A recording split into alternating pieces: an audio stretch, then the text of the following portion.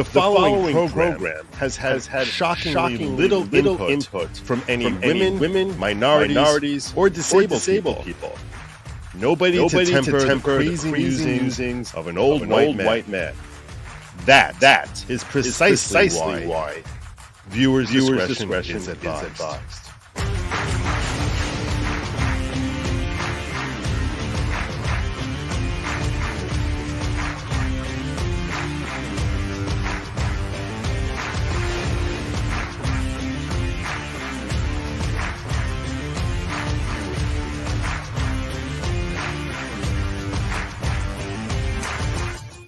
President Obama will go down as perhaps the worst president in the history of the United States! Exclamation point at real Donald Trump. Well, at real Donald Trump.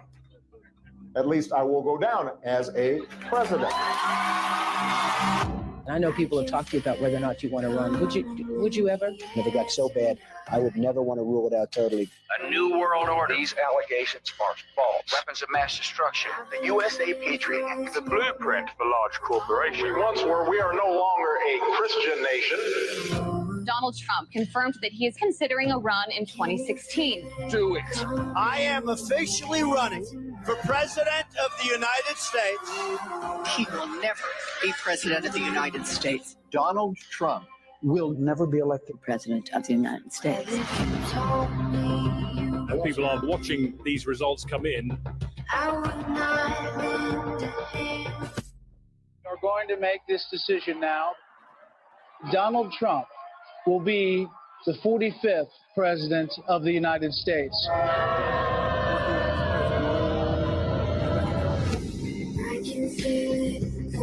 Does it ever seem to you that President Trump has done more than any president in modern history? In the 10 years I've been involved in politics, I've never seen an administration hit the ground running like this. I could spend the rest of the hour laying out the accomplishments under the Trump presidency, despite everything thrown at him. Market just had its 12th straight record close. taking action to save as many kids as they can. We were energy independent under the Trump administration. More Americans reported being employed than ever before. Those who have served our country in the military to get access to mental health care. The Great American Outdoors Act is the largest single piece of legislation to support our national parks and public land. Created more than 7 million good-paying jobs. Websites can be held liable in court for having sex trafficking content. The Abraham Accords, which for any other president would have been multiple peace prizes. America did not enter into a foreign war. Employment rate in the U.S. fell to 3.5%. The First Step Act eases federal sentencing for nonviolent offenders. Increased funding for historically black colleges and universities. Allows terminally ill patients easier access to experimental drugs. Kept the inflation rate low. Honored with the Bipartisan Justice Award. Had a massive MS-13 gang problem. 3.9% is the unemployment rate. Requiring airports to provide lactation rooms for breastfeeding mothers. Middle-class family income increased nearly $6,000. A dramatic escalation in his crackdown on illegal immigration. An advocate for educational choice. Tariffs on Mexico and Canada. An act preventing animal cruelty and torture. Taking out Baghdadi, the head of ISIS, Soleimani, the Iranian general. Save Our Seas Act commitment to environmental issues. We're saying Merry Christmas again. Community development in low-income urban and rural communities. Help us to remember the importance of fighting off tyranny. Pulling out of UNESCO, the World Health Organization, the Paris Climate Accords, reassessing NATO and the United Nations. Stood up for Christianity and the Constitution more than any president in American modern history. We are stopping the attacks on Judeo-Christian values.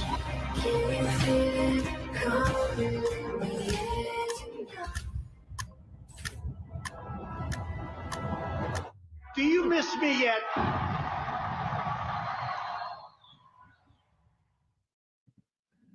Such a great ad.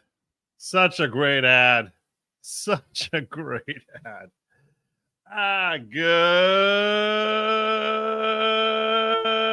evening, everybody. Welcome to Viewers Discretion. I'm your host, Joe Nierman, a.k.a. Good Lawgic. Thank you to Officer Tatum for sharing that ad with me so I can bring it to you and get his smiling face there and his little fist pumping action going on there. All in all, charging me up. I was so charged up from this ad, not exaggerating, so charged up from this ad that I actually I actually signed up to be a volunteer for Donald Trump, to be a captain. I'm not putting out signs. I'm not putting out signs, but I'm not going around handing out signs to people. But to be a captain and to reach out to people. And we'll see. I haven't heard. I literally just signed up to them. What? Like 20 minutes ago. So we'll see what happens. We'll see what happens. They have this thing like to be a captain, be a Trump captain. I mentioned I have a YouTube channel also. This was a little thing that I signed up over here. They say Trump captains will be responsible for turning out targeted voters from a list provided to them. All right, vital to victory. I don't know if you can see that. Anyway, so I urge you, sign up, help out. Don't just talk about it. This is it. This is the race. This is it. Sign up, DonaldJTrump.com/join. Go ahead. It doesn't cost you no money. It doesn't cost you no money. Make a couple phone calls. At least feel like you're doing your part, whatever you can, whatever little bit you can to help out. If you can't afford to help out, with your pocketbook, so maybe help out in other more tangible ways. More tangible ways where you don't feel like you're throwing money into a pot, but you're actually communicating with others. I mean, anyone can help. Anyone can help. So there you go. Here's the push. We're in crunch time. This is it. We are in election season now. And I think every one of us has a duty to step on up. Step on up. All right. And with that, tonight's stream is a little different from my normal fare.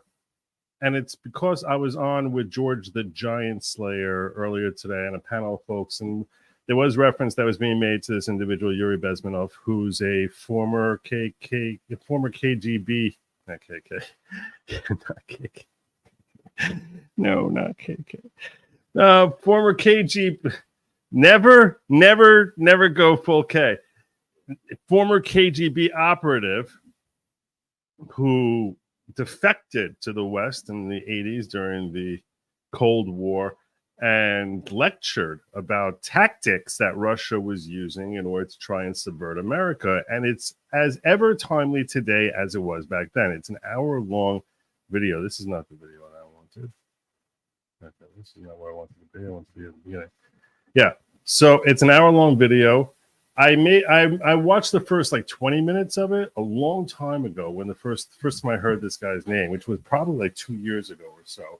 And I was like, wow, this is just, it's mind-blowing how the methodology that was being employed, at least in 1984, is still something we see today. And we're going to go through that as we're watching this video, as we're watching this video together.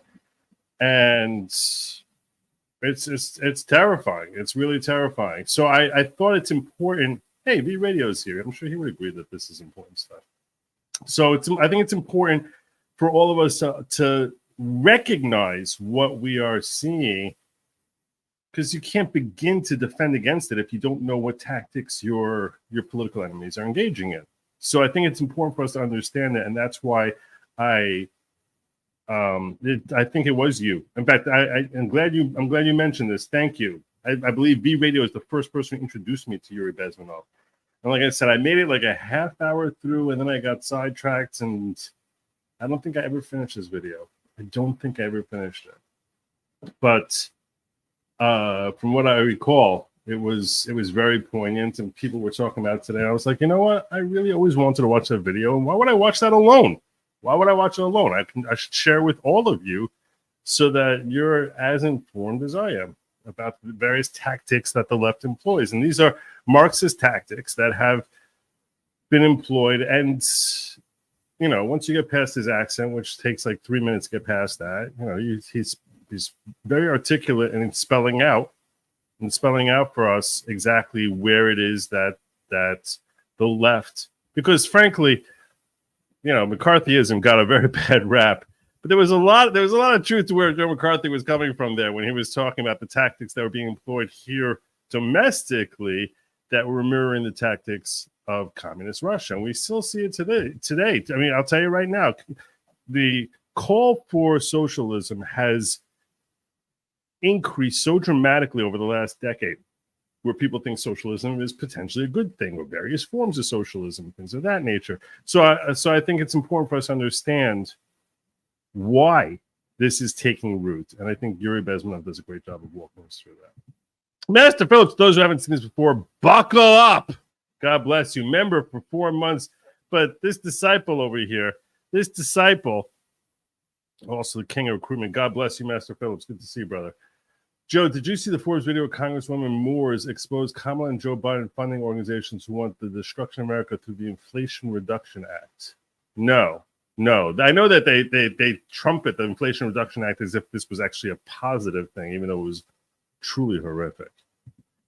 You'll get the same eye-opening when you listen to Paul Harvey monologues about culture. Yeah, I agree with you. Paul Harvey is phenomenal. Paul Harvey, I remember hearing Paul Harvey when I was a kid on the radio. He's phenomenal, and he remains as poignant today. Similarly so. But I've never heard this before. So, and I did actually play one 30-minute Paul Harvey video breaking down If I Was the Devil. I think it's like 20-minute video. He has this thing, If I Was the Devil, and he basically walks through this just powerful step-by-step as to how our culture is deconstructing the American society. And it's massive. So maybe we'll review it at some point, but definitely certainly not going to be tonight. It did become the DNC. It's true. It was just reformed in a whole other just relabeling. That's all it is, which is part of what their tactics have employed. All right, let's do it. Without further ado, this is Yuri Bezmenov giving a class. Class is in session. So let me make sure that I have paying attention to my diggers over here. It's not my diggers. Pay attention. Hey, diggers, Viola's calling for you. Viola's calling for the diggers, so I was checking out my ghetto. All right, we're good to go. Let's get started. Subversion is the term, if you look in a dictionary or criminal code to that matter, usually is explained as a part of activity to destroy things like religion, government system, political, economical system of a country. And usually it's linked to espionage and such romantic things as blowing up bridges, sidetracking trains, cloak and dagger activity in Hollywood style. What I'm going to talk about now has absolutely nothing to do with the cliche of espionage. Because you have to realize this was all he's speaking now in the mid 80s, when back then, if you're too young to have actually absorbed the culture yourself of the 80s, there was a very popular genre. Every movie was like, I mean, this actually predates Rocky IV, I think, but it was constantly Russia versus America, where Russia was always had the same cartoonish bad guy element to them. And that was how our culture was being portrayed, at least in Hollywood at that point in time. That certainly changed dramatically over time. Or KGB activity of collecting information. So the greatest mistake or misconception, I think, is that whenever we are talking about KGB, for some strange reason, starting from Hollywood movie makers to professors of political science and quote-unquote experts on Soviet affairs, or Kremlinologists as they call themselves, they think that the most desirable thing for Andropov and the whole KGB is to steal blueprints of some supersonic jet, bring it back to Soviet Union and sell it to the Soviet military-industrial complex. This is only partly true. If we take the whole time, money, and manpower that the Soviet Union and KGB in particular spends outside of USSR border, we will discover, of course there are no official statistics unlike with CIA or FBI, that the espionage as such occupies only 10 to 15% of money, time, and manpower. 15%. of the activity of KGB. The rest, 85%, is always subversion. And unlike a dictionary of English, Oxford Dictionary, subversion in Soviet terminology means always a destructive, aggressive activity aimed to destroy the country, nation, or geographical area of your enemy. So there's no romantics in there, absolutely. No blowing up bridges, no microfilms in Coca-Cola cans, nothing of that sort. No James Bond nonsense. It's most of this activity is overt, legitimate, and easily observable if you give yourself time and trouble to observe it. But according to the law and law enforcement systems of the Western civilization, it's not a crime. Exactly because of misconception, manipulation of terms. We think that subverter is a person who is going to blow up our beautiful bridges. No, subverter is a student who comes for exchange, a diplomat, an actor, an artist, a journalist like myself was 10 years ago. Now, subversion is an activity which is a two-way traffic. You cannot subvert an enemy which doesn't want to be subverted. If you know history of Japan, for example, before 20th century, Japan was a closed society. The moment a foreign boat comes to the shores of Japan, the Imperial Japanese Army politely tells them to get lost. And if American salesman comes to the shore of Japan, let's say 60 or 70 years from now back, and says, oh, I have a very beautiful vacuum cleaner for you, you know, with the good financing, he says, please leave us, we don't need your vacuum cleaner. If they don't leave, they shoot them to preserve their culture, ideology, traditions, values intact. You were not able to subvert Japan. You cannot subvert Soviet Union because the borders are closed. The media is censored by the government. The population is controlled by the KGB and internal police.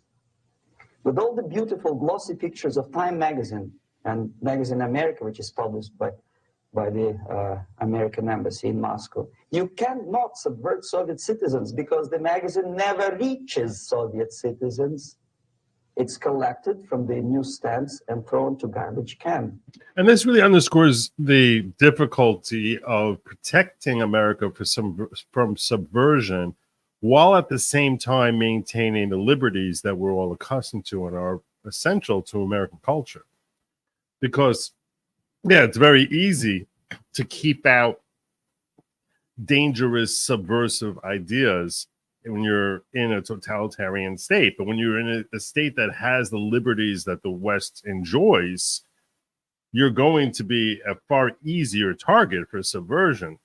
And that's the first thing that I think he's about to identify as to how the forces of evil, so to speak, are taking advantage of those ultimately to America's detriment. That doesn't mean do away with our liberties, but it certainly means that we need to be on guard for it. Subversion can be only successful when the initiator, the actor, the agent of subversion has a responsive target.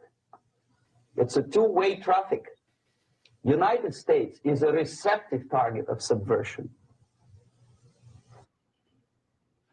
There is no response similar to that one from United States to the Soviet Union. It stops halfway somewhere. It never reaches here. The theory of... I'm going to go back and look at that chart he had there. So I don't know if you can see this chart. I'll try to make it a little bigger to make it a little easier for you to see it.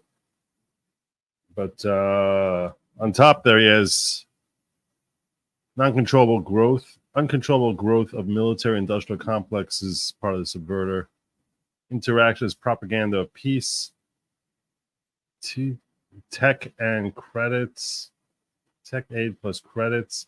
The target nation as pacifism, communism is not an enemy, reduction or defensive spending. All right, we'll come back to this later. I got to remember it's at 525. There is no response similar to that one from United States to the Soviet Union. It stops halfway somewhere. It never reaches here. The theory of subversion goes all the way back 2,500 years ago. The first human being who formulated the tactics of subversion was a Chinese philosopher by the name of Sun Tzu.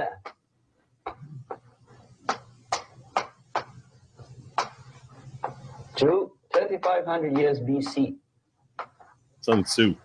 He was an advisor for several imperial courts in ancient China. And he said, after long meditation, that to implement state policy in a warlike manner, it's the most counterproductive, barbaric, and inefficient to fight on a battlefield. You know that war is continuation of state policy, right? So if you want successfully to implement your state policy and you start fighting, this is the most idiotic way to do it. The highest art of warfare is not to fight at all, but to subvert anything of value in the country of your enemy until such time. Which, if you think about it, like the entire Russian strategy when they're on the defensive, is their objective is, you know, Soviets invented scorched earth. Policy of scorched earth is when you come in, they happen to be geographically situated. Our advantage is that we have oceans. Their advantage is that they get geographically wider to spread out your supply lines and your defensive lines as you get deeper into Russia. Well, they engaged in what was called scorched earth, where they would just retreat, and make sure they would literally set fire before they moved backwards. They would set fire to anything that was usable so that you could not have any benefits from it. So if you're from a Soviet mindset, your perspective is our enemies are going to try to use our whatever we have that's a benefit to them that they're capturing. When they're on the offensive, why would you want to blow up a bridge rather than just take the bridge over? So they sort of are employing the exact opposite mindset when they're on the offensive. You're much better off. You're much better off if you're able to actually just have it handed over to you, rather than actually having the usable products handed over to you, rather than actually blowing the product up. But the perception of reality of your enemy is screwed up to such an extent that he does not perceive you as an enemy, and that your system, your civilization, and your ambitions look to your enemy as an alternative, if not desirable, then at least feasible. Better red than dead. That's the ultimate purpose, the final stage of subversion, after which you can simply take your enemy without a single shot being fired, if the subversion is successful. This is basically what subversion is. As you see, not a single mentioning of blowing up bridges. Of course, Sun Tzu didn't know about blowing up bridges. Maybe there were not that many bridges at that time. But the basics of subversion is being taught to every student of KGB school in USSR and to officers of military academies. I'm not sure if the same author is included in the list of reading for American officers, to say nothing about ordinary students of political science. I had difficulty to find the translation of Sun Tzu in the library of a university in Toronto and later on here in Los Angeles. But it's a book which is not available. It is forced to every student in USSR. Every student who is taught to be dealing further in his future career with foreigners. What subversion is? Basically, it consists of 4 periods, time-wise. If we start from here and go this way, time, right? This is the beginning point. The first stage of subversion is the process which is called basically And no, I can't see anything on the blackboard either. demoralization. Demoralization. Says for itself what it is.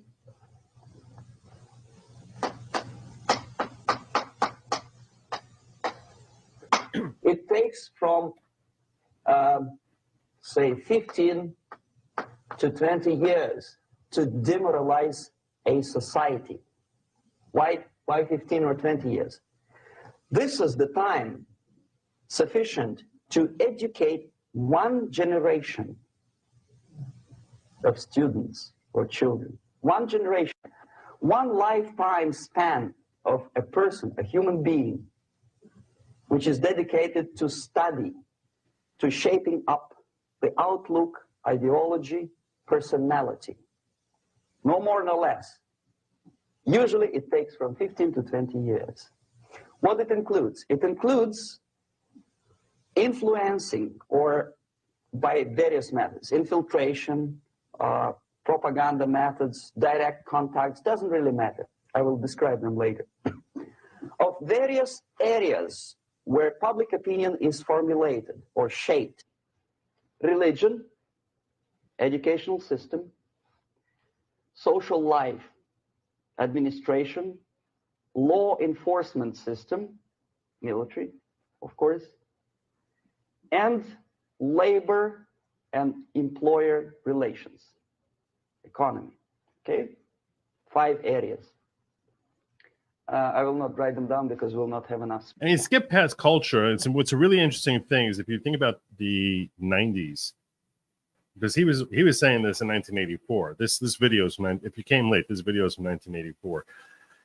In the 90s, we actually saw that the youth of America, like teenagers and people, like, let's say, who are now in their 40s, they basically were embracing this perspective that everything sucks. If you look at the music, Green Day or grunge music in general, the entire attitude is how life sucks, everything sucks. You talk about, having a culture of demoralization.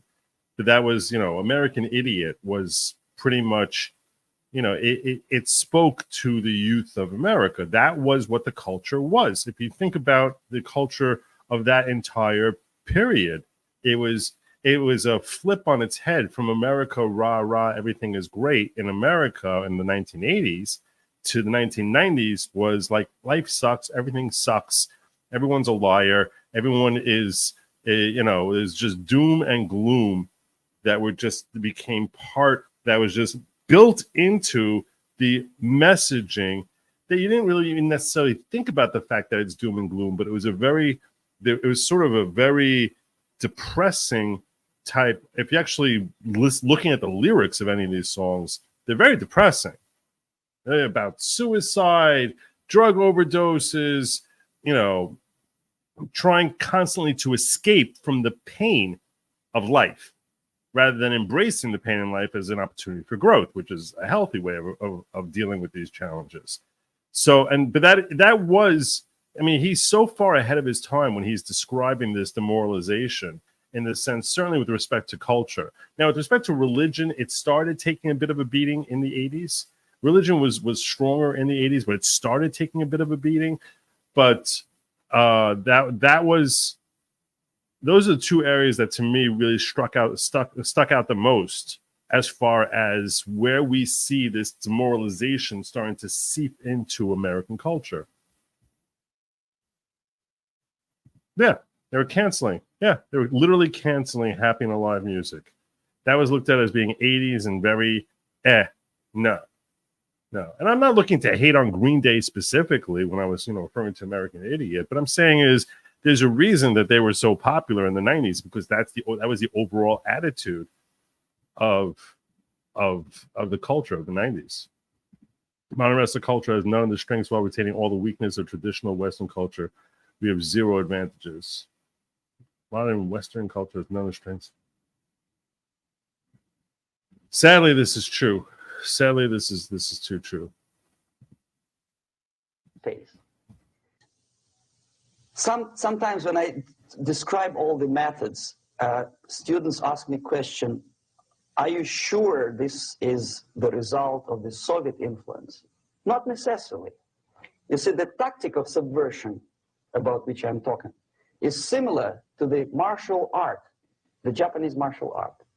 If some of you are familiar with that tactic, probably you will remember that if an enemy is bigger and heavier than yourself, it would be very painful to resist his direct strike. If a heavier person wants to strike me in the face, it would be very naive and counterproductive to stop his blow. The Chinese and Japanese judo art tells us what to do. First, to avoid the strike, then to grab the fist and continue his movement in the direction where it was before, right? Until the enemy crashes in the wall. You see? So, what happens here? The target country obviously does something wrong. If it's a free democratic society, there are many different movements within the society. There are obviously, in every society, there are people who are against this society. They may be simple criminals, ideologically in disagreement with the state policy, conscientious enemies, simply psychotic personalities who are against anything, right? And finally, there are a small group of agents of a foreign nation, bought, subverted, recruited, right? The moment all these movements will be directed in one direction, right? This is the time to catch that movement and to continue it until the movement forces the whole society into collapse, into crisis, right? So that's exactly the martial art tactic. We don't stop an enemy. We let him go. We help him to go in the direction we want them to go, okay? So, on the stage of demoralization, obviously there are tendencies in each society, in each country, which are going to opposite direction from the basic moral values and principles, to take advantage of this. I don't know why they keep calling him Thomas Schumann. I don't understand that. I guess that was his hidden name when he defected. That's what I'm assuming it is. Like, it's almost like it was an alter ego that they gave him. But I see they keep putting that up there. But everyone says his name is Yuri Bezmenov. Psychological warfare was invented by Philip II of Macedonia. He studied Egyptian religion and ordered his army to nail cats to their armor because Egyptians wouldn't hurt a sacred symbol. Interesting. I never heard of this before. I appreciate you sharing that. But that's exactly what they're talking about. Using what you know about your enemy to sort of and playing into that. Because understanding your enemy is so critical towards subverting them ultimately. So, great point. Thank you, Vice. Movements to capitalize on them is the main purpose of the originator of subversion. So we have religion, we have education, we have social life, we have power structure, we have labor relations, unions, and finally we have law and order. 1, 2, 3, 4, 5, 6. Okay? These are the areas of application of subversion. What it means exactly. In case of religion, destroy it, ridicule it, replace it with various sects, cults, which bring people's attention, faith, whether it is naive, primitive, doesn't really matter. As long as the basically accepted religious dogma is being slowly eroded and taken away from the supreme purpose of religion, to keep people in touch with the supreme being. That serves the purpose. Therefore, see, this is a really interesting thing, because a lot of people wonder, myself included, why is it that religion, everyone says religion is so anti-communism? If you would think about it, religion, there's a lot that sounds like it's offered, certainly in Judeo-Christian religion, which would seem to be consistent with a socialist perspective. The concept of charity, the concept of looking out for your brother and things of that nature, the concept of being, let's say, docile to a higher force. All of these things that religion tends to promote, you would think would be consistent with religion. Why is it so? And I always wondered, why is it that religion is something that seems to be something that is shunned by communism, where it's like they're very, very strongly against socialism. They're banning it when Russians first took over a century ago in the USSR, when Marxism became all the rage, religion became something that was anathema. And I think the point that he's getting at here is that religion keeps you tethered to something that is not communist. And anything that's keeping you tethered to something that is not communist has to be destroyed. And the way you destroy it, the most effective way to destroy it is through mockery. The most effective way to destroy it is by putting it down as the opiate in the masses. It's the tonic of fools, that if you buy into it, you must be stupid. You must be too ignorant. That you're not sufficiently, and it's ancient and it's modern, and it's got nothing to do with modern, and we're and believing in things that are beneath a cultured person to believe in. And that's how they attack religion. All religions, whether it's Christianity, Judaism, Islam, all of them basically are poison to a socialist mindset, because it's keeping you away from serving the state. All of a sudden now, even though it's got a lot of the values that they're looking for, they don't want your values directed towards God. They want your values directed toward serving the state, being a proper servant of the state. Harris required ID to get her Arizona rally. This story isn't getting enough attention. You don't have to vote. You don't need ID to vote, but to get into her rally, to get into the DNC, the DNC convention, you have to be a part of. You have to show ID. It's pathetic. There's such hypocrites, such complete and total hypocrites. Replace accepted, respected religious organizations with fake organizations. Distract people's attention from the real faith and attract them to various different faiths. Education. Distract them from learning something which is constructive, pragmatic, efficient. Instead of mathematics, physics, foreign languages, chemistry, teach them history of urban warfare, natural food, home economy, your sexuality, anything, as long as it takes you away. Okay? Social life. Replace traditionally established institutions. I would add in an education that they fixate exclusively on memorization rather than critical analysis. And I think that's a major part of socialism. They don't want you critically analyzing anything, because that makes you a potential danger to the state.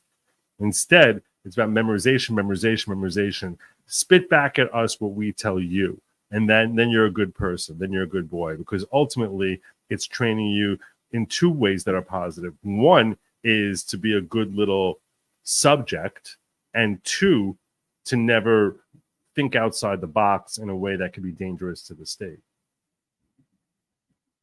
And organizations, with fake organizations. Take away the initiative from people.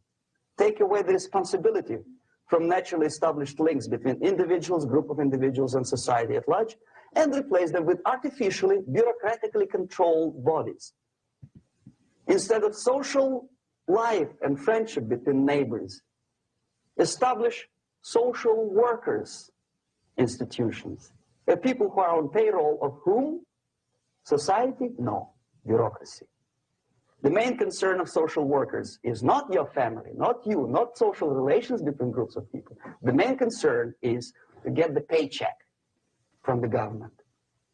What will be the result of their social work doesn't really matter. They can develop all kinds of concepts to show to the government and to the people that they're useful. Okay. away from the natural links. Power structure. Okay, the natural bodies of administration, which are traditionally either elected by people at large or appointed by elected leaders of society, are being actively substituted by artificial bodies. The bodies of people, groups of people whom nobody elected. Yep. Never. As a matter of fact, most of the people don't like them at all, and yet they exist. One of such group is media. Who elected them? How come they have so much power, almost monopolistic power on your mind? They can rape your mind.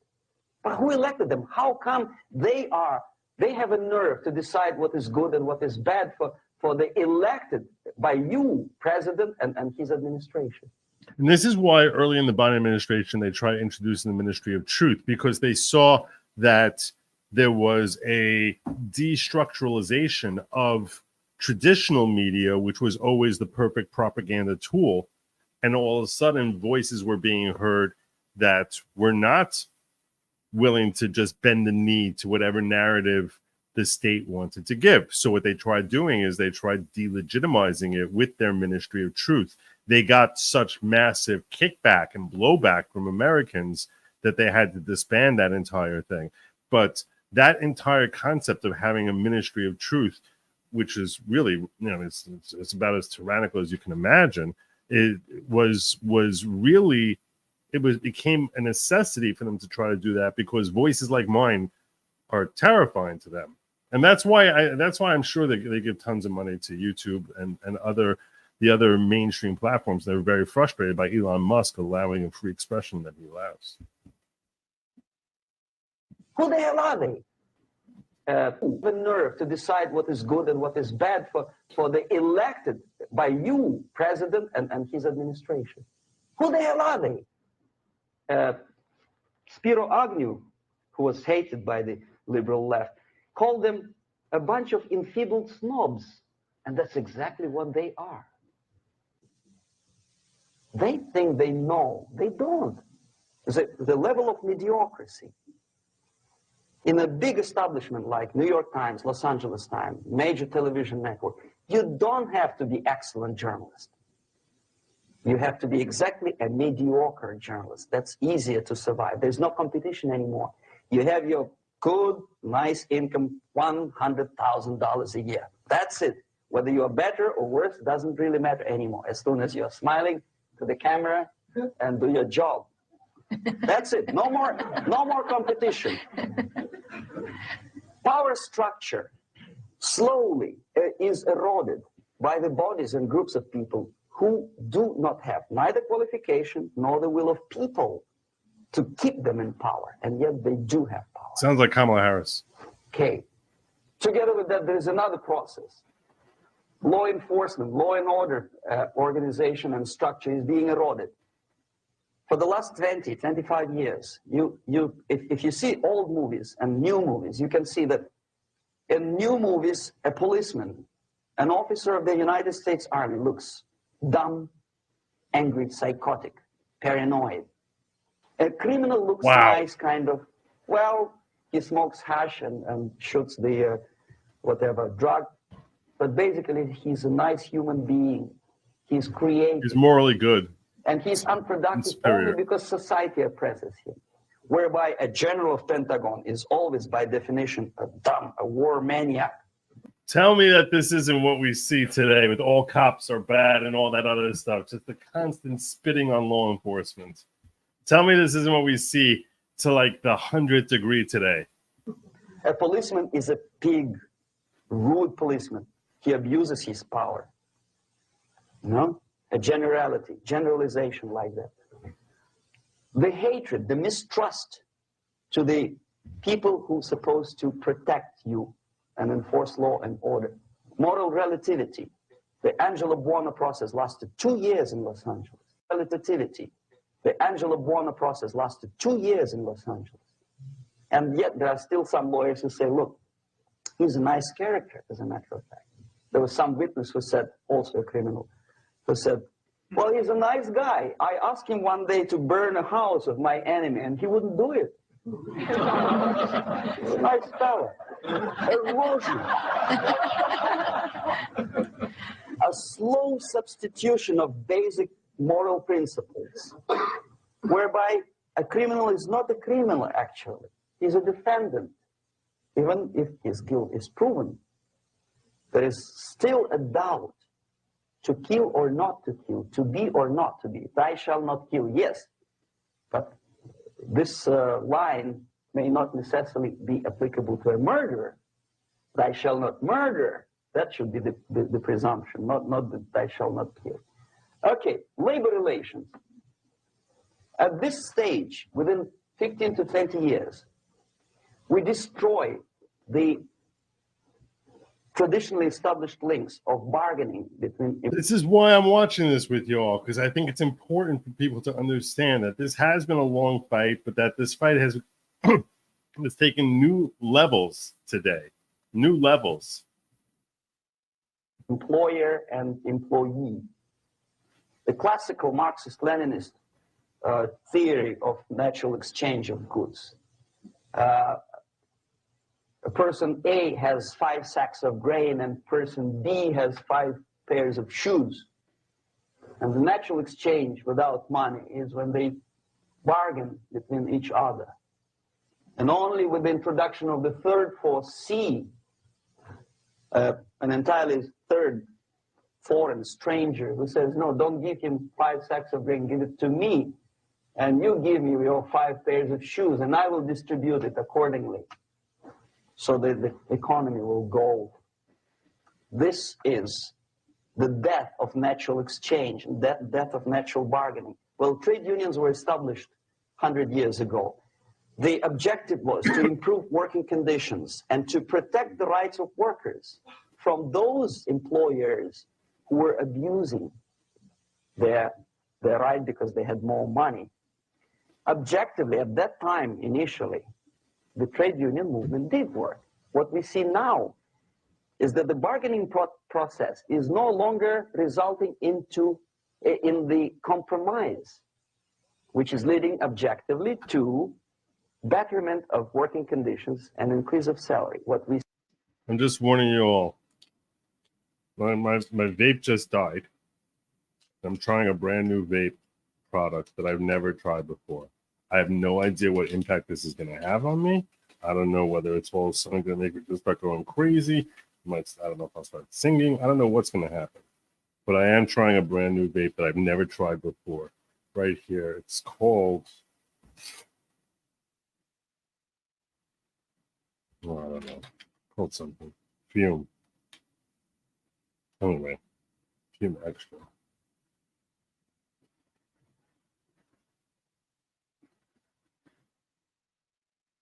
No. No. No. No. No.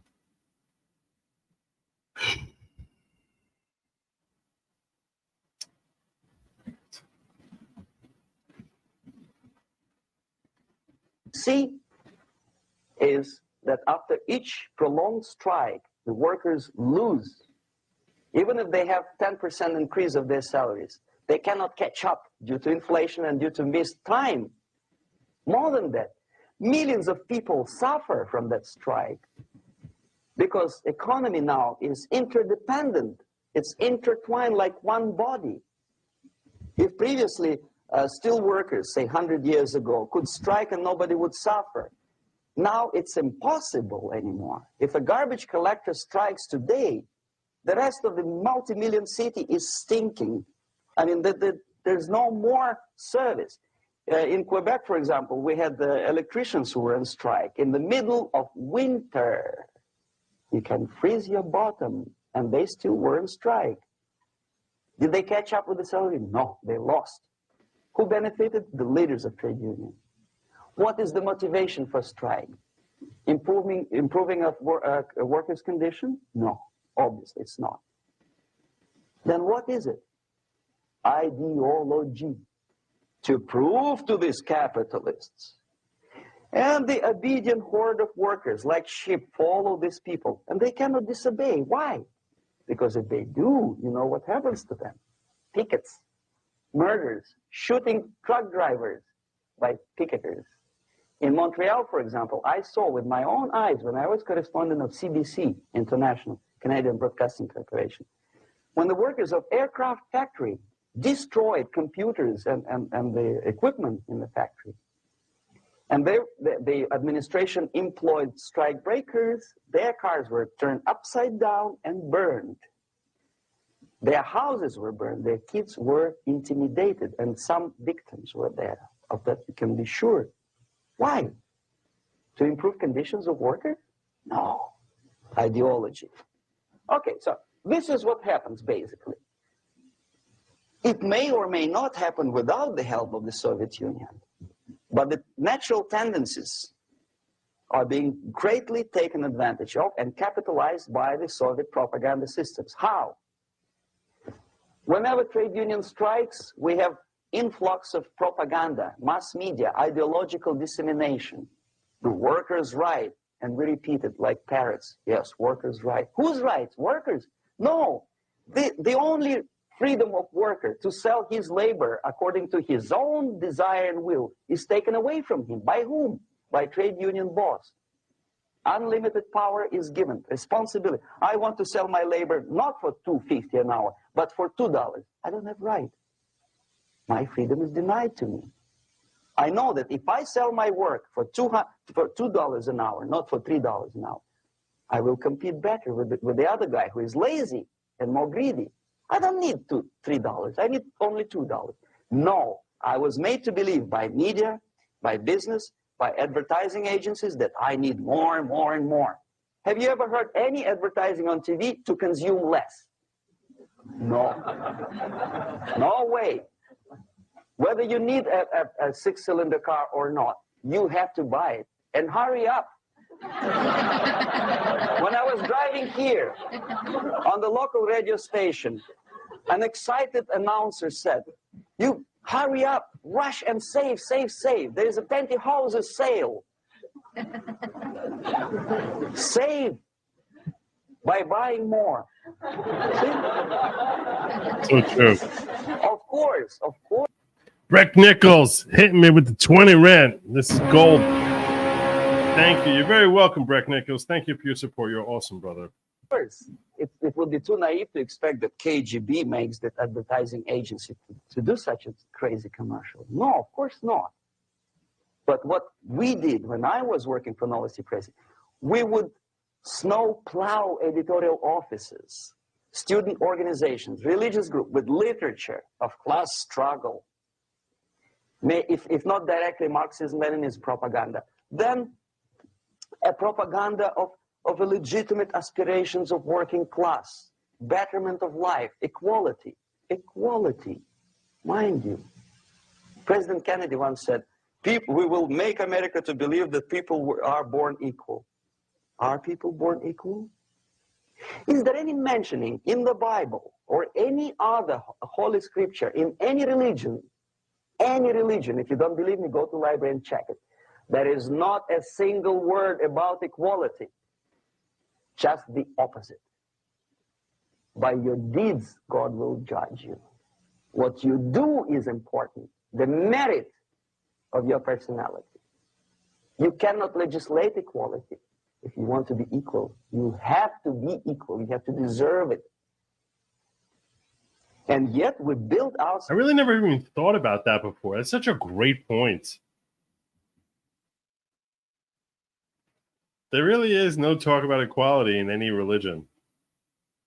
They really never talk about it. And yet it's considered like the whole gospel of democracy. Never even thought about that.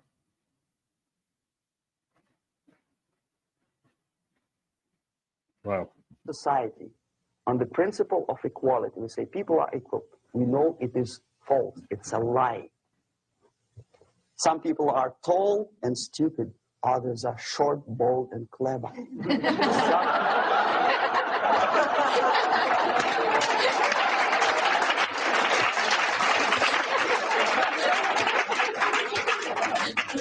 If we make them, I never noticed how much he looks like Putin. He really does look like Vladimir Putin. if we make them equal by force, if we put the principle of equality in the basis of our socio-political structure, it's the same thing as building a house on sand. Sooner or later, it will collapse, and that's exactly what happens. And we, as Soviet propaganda makers, are trying to push you in the direction which you go yourself. Equality, yes, equality. People are equal.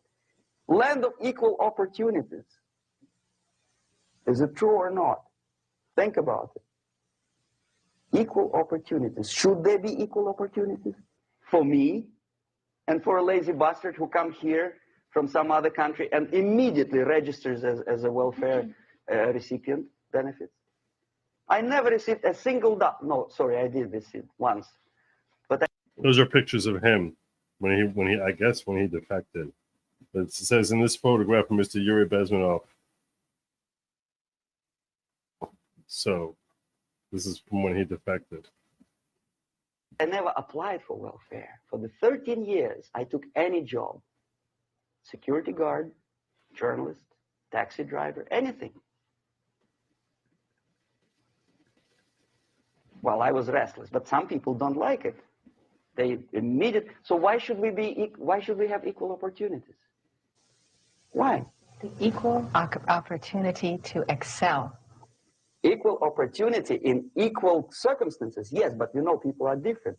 To excel, yes, provided we reach the same level of excellency, perfection, which is hypothetical, distant future. Yes, maybe, but we know perfectly well that even with the best intentions, people could not be equal.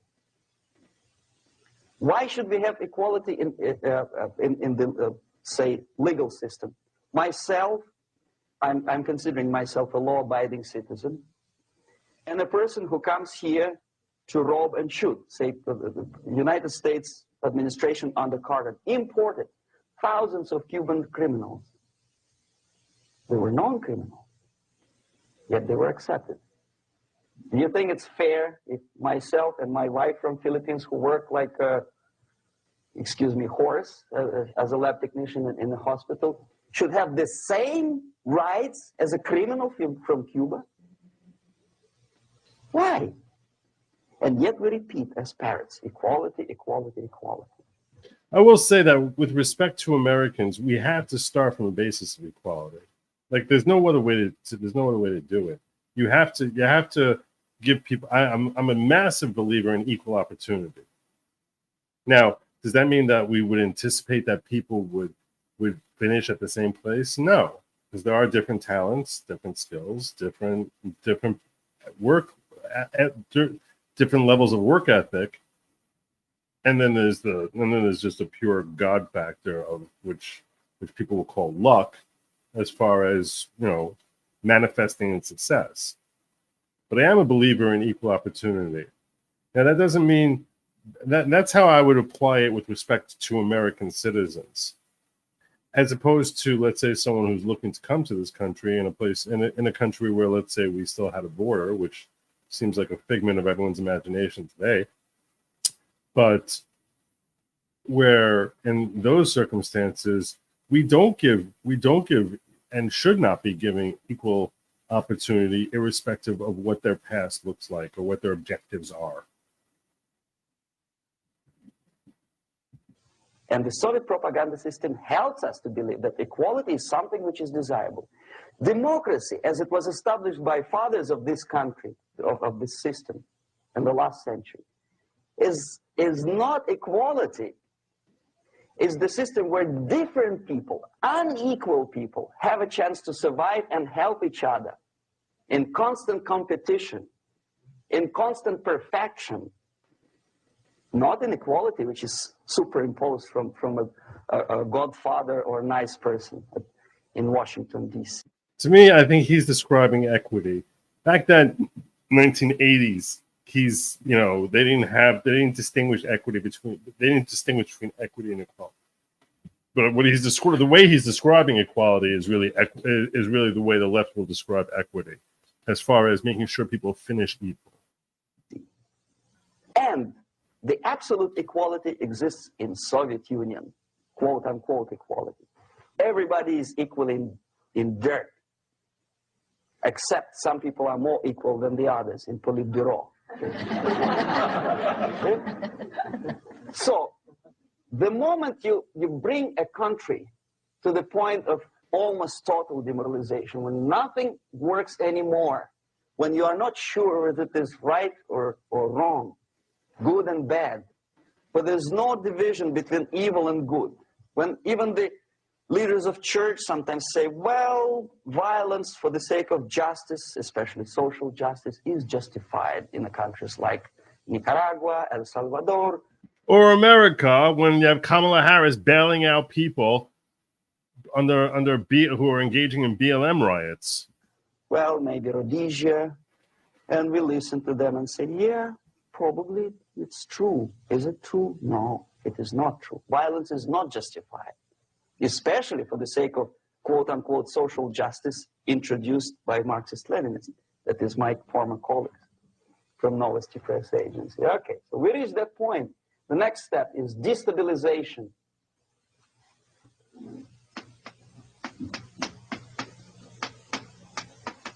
Again, this word says for itself what it is. To destabilize all the relations, all the accepted institutions and organizations in a country of your enemy. How you do it? You don't have to send a battalion of KGB agents to blow up bridges. No, you let them do it themselves. The area of application is, again, it's narrower now, not like the previous case. The overt legitimate actions of the KGB in this case would be hardly noticeable. There is no crime if a professor who recently went to USSR introduces a course of Marxism-Leninism in a Californian college, for example. Nobody is going to come to his doorstep and say, okay, mister, come, you are under arrest. No, it's not a crime. It's not even considered a moral crime against your country. So the area of application here is narrowing down to economy, again, labor relations, right? To law and order, plus military. And economy, law and order. Yes, and again, the media, but wider scope, a little bit different. I'll explain later. Okay, basically 3 areas. Economy. The radicalization of bargaining process. If on that stage we still could achieve, theoretically, some positive compromise between the negotiating sides with say, the arbitrary introduction of arbitrary judges, a third side, objectively judging the demands of both sides. Here, it's radicalization. On the stage of destabilization, we cannot come to compromise even within a family. Brother. The husband and wife couldn't figure out which is better. Husband wants his kids to eat at the table, and wife wants a child to roam around the room and drop food all over the floor. They cannot come to compromise unless they start a fight. It's impossible to reach a compromise, constructive compromise between neighbors. Some people say, I don't like you to watering your lawn at that time because exactly at that time I'm walking my dog and he's getting nervous. He cannot pass his bowels, you know. So they cannot compromise. They go to a civil court or something like that. Radicalization of human relations. No more compromise. Fight, fight, fight. The normal, traditionally accepted relations are destabilized. And this, by the way, was really, the bar was raised on this by Barack Obama. When he came, I've said this countless times, and I'll probably say it countless more. But, you know, it used to be in American politics, there was a presumption that the other side of the aisle might think differently than I do. They might have a different approach, or they might have different They might have a different perspective as to what is better for America, but there was a perspective that they were looking for a better America. That was their goal. Along comes Obama, and he introduces this notion that everyone on the other side who is fighting against him is a racist. It's a terrible human being. They're all a bunch of Nazis. I mean, that's essentially what he was selling. Like a surgeon, he would never be so overt. He was very subversive in the sense that he would never say it so overtly. But he would, in his folksy type of way, just basically, say, some folks are uncomfortable with people because, their skin with people, with illegal aliens, because their skin is a little darker than theirs, which is designed to imply that the only reason you would be against his policies is because, or against illegal immigration, is because you hate brown people. You're a terrible person. And while he's saying it in a way that sounds very innocent, the message that his rapt audience would receive was the other side are evil racists. And we saw how that manifested in that Hillary Clinton, it was totally normal to refer to the other side as a basket of deplorables.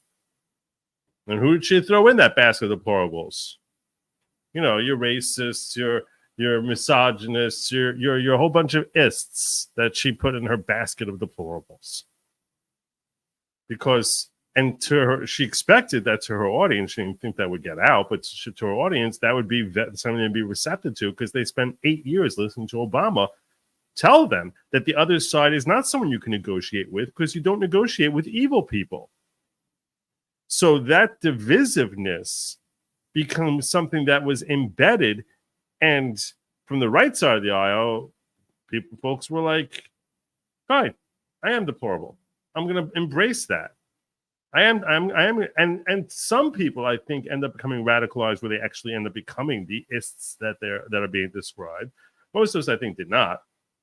I think it was a very small percentage, but they basically would take a very, very, very, very small subset and make it as if of the right, and make it as if this is what is defining the right, which is so stupid. That's like defining the left as everyone on the left has gender dysphoria, which is just ridiculous. It's just not true. So the point being, though, that there was this buildup of, when you talk about destabilization, the politics basically went the hell out the window. There's a reason why he got nowhere during the last 4 years. There was obstructionism by the Republican Congress. It's because basically you were telling them you're all a bunch of evil, sick schmucks. Well, who the hell are you? Who's going to deal with that? Who's going to negotiate with that? Like, let's come to policies that it's the stupidest thing in the world. It was predictable that his second term would be a complete waste of 4 years.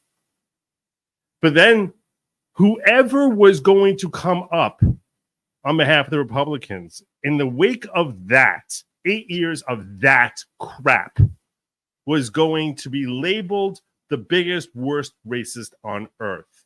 It happened that it was Trump, in that he won the Republican primary. But I can promise you that all the hate we've heard about Trump would have been levied the exact same way against Ted Cruz, Marco Rubio, anyone who would have won. Anybody would have been the same racist, misogynist, homophobe, transphobe, whatever is they want to throw out, sexist, whatever it is. I can promise you. And I know I see Robin Dopp here, who's someone who's sitting here shilling for the left, and she's always welcome here. Who's going to sit here saying I don't know what I'm talking about. And I'm telling you right now, tell you, and I'll tell the rest of my audience, if you disagree with me respectfully, you have absolutely no idea what the hell you're talking about, because for 40 years, this guy lived in the public limelight, being heralded as I'm talking about Donald Trump, as a liberal, pro-black, an asset to the black community for 40 years. Everyone looked at it. This guy was in the public limelight in a way that no other person probably was. and literally being awarded by the likes of Al Sharpton and everyone on the left is like, oh, he's like the, he's the greatest white person ever and how he looks out for minorities. And the second that he won that nomination, all of a sudden he was tarred and feathered as if, oh my God, can you believe the racism of this guy? I can't even believe that obviously the racist Republicans brought in their racist leader here who's the king of racists. He's another David Duke. He's another Adolf. He's a terrible, terrible human being who only cares about white people. The most ridiculous, stupidest, absolutely BS crap lies on earth, which he disproved with his policies over and over and over and over and over again. And yet to this day, despite the fact that he helped black community in ways that Obama never did, in ways that Biden never has, in ways that Clinton or Bush never has, they still have the audacity to refer to him as like, oh yeah, the very fine people guy. Oh, why can't you denounce these radical, crazy KKK people? They're endorsing you. Can't you finally renounce them? Can't you finally? I can't believe it. Just for once, can't you finally denounce them? Can't you finally denounce them? You never ever denounce them. I denounce them. Can you at least once say that you don't actually want their support? I don't want their support. I denounce them. Can you just say those words so we can be the first people to hear it for the 437th time that you don't support racism? It's like the stupidest crap on earth. So that's why I'm saying the same way. That's what they did to this guy who was in the public limelight for decades as being a champion of rights of minorities. And yet they have the audacity to this day see all those policies, see how he's champion, and still try and claim he's some sort of ist. So I can promise you that whoever it was that would have who would have won the primary in 2016 after 8 years of that BS crap from Barack Obama, the most divisive, destructive human being in the history of America, that after 8 years of that crap, that whoever won the primary in 2016 was going to be labeled some sort of terrible ist and receive the exact same treatment that Donald Trump got.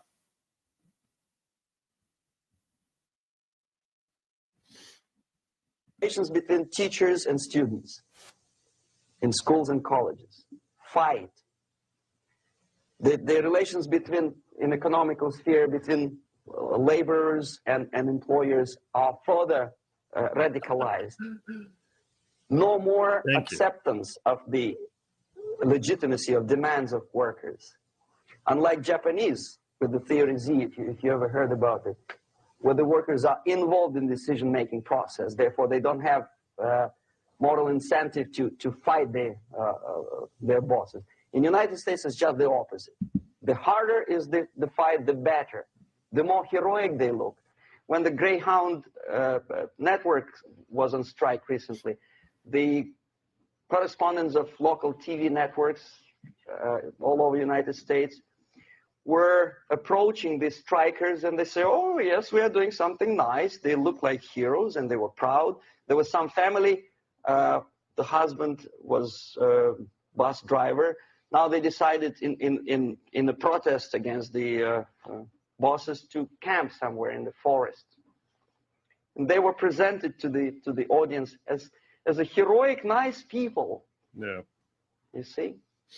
The violent clashes between passengers, picketers, and the strikers are presented as something normal. 10, 15, 20 years ago, we would be angry, say, why so much hatred? Today we are not. We say, well, commonplace. Radicalization, militarization sometimes. As I explained on that stage, I took a step a little bit further. Shooting people. Okay, law and order now also is pushed into the area where previously people settled their differences peacefully and legitimately. Now we are getting with this court cases in the smallest irrelevant cases. We cannot solve our problems anymore.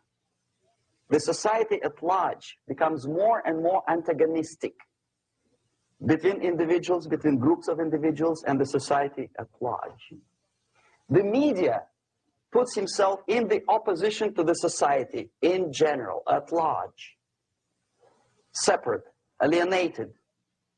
Okay? On that stage, you remember I was talking a couple of hours ago about the sleepers. That's when the students from, say, United States, if they are trained in Lumumba University, or developing nations, that's the students I was dealing with, are being sent back from the Soviet Union here. Or if they were already in the United States, in the country, which is the object of subversion, they spring to action. The sleepers go up. They slept for 15 to 20 years. Now they become leaders of groups, preachers, I don't know, public figures. Prominently they actively include themselves in a political process. All of a sudden we see a homosexual. 15 years ago he did his dirty job and nobody cared. Now he makes it a political issue. A political issue. He demands recognition, respect, human rights, and he rallies a large group of people. And there are violent clashes between him and police, his group and ordinary people, no matter what. It's black against white, yellows against green, doesn't matter where the division line goes. As long as this group come into antagonistic clash, sometimes militantly, sometimes with firearms, that is destabilization process. The sleepers, many of whom are simply KGB agents, become leaders of the process of destabilization. Doesn't mean that Comrade Andropov sends Comrade Ivanov to the United States. The person who takes care is already here. He's a respected citizen of the United States. Sometimes he gets money from various foundations for his legitimate struggle for, I don't know, human rights, women's rights, kid lib, prison lib, whatever.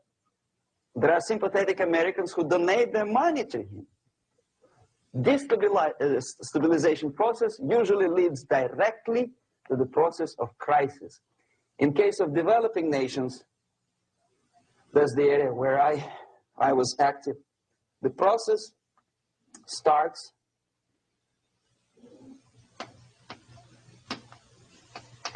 when the legitimate bodies of power, the social structure collapse. It cannot function anymore. So instead, we have artificial body injected into society, such as non-elected committees. You remember I was talking about them here. You're correct. Social workers who are not elected by people, media who are self-appointed rulers of your opinion, some strange groups which claim that they know how to lead society forward. They don't usually. All they care is how to collect donations and sell their own concocted ideology, mixture of religion and ideology. Here, we have all this artificial body claiming power. If the power is denied to them, they take it by force. In case of Iran, for example, all of a sudden we have revolutionary committees. Who are the CDC? What kind of revolution? There was no revolution yet, and yet they had the committees. They were taking power of judgment. They had the power of execution. They had the power of legislation, and that they had the power of judicial. All of them combined in one person who is half-baked intellectual, sometimes graduated from Harvard University or Berkeley. He comes back to his country and he thinks that he knows the answer to all the social, economical problems. Okay? Crisis is when society cannot function any more productively. It collapses, obviously. That's the word for crisis. So therefore, the population at large is looking for a savior. The religious groups are expecting a messiah to come. The workers say, we have family to feed. Let's have a strong government, maybe socialist government, centralized. When somebody put the employers on their place and let us work. We are sick and tired of going to strike and missing overtime and all that stuff. We need some strong man, strong government, a leader, a savior is needed. Population is sick and tired already. And here we are. We have a savior.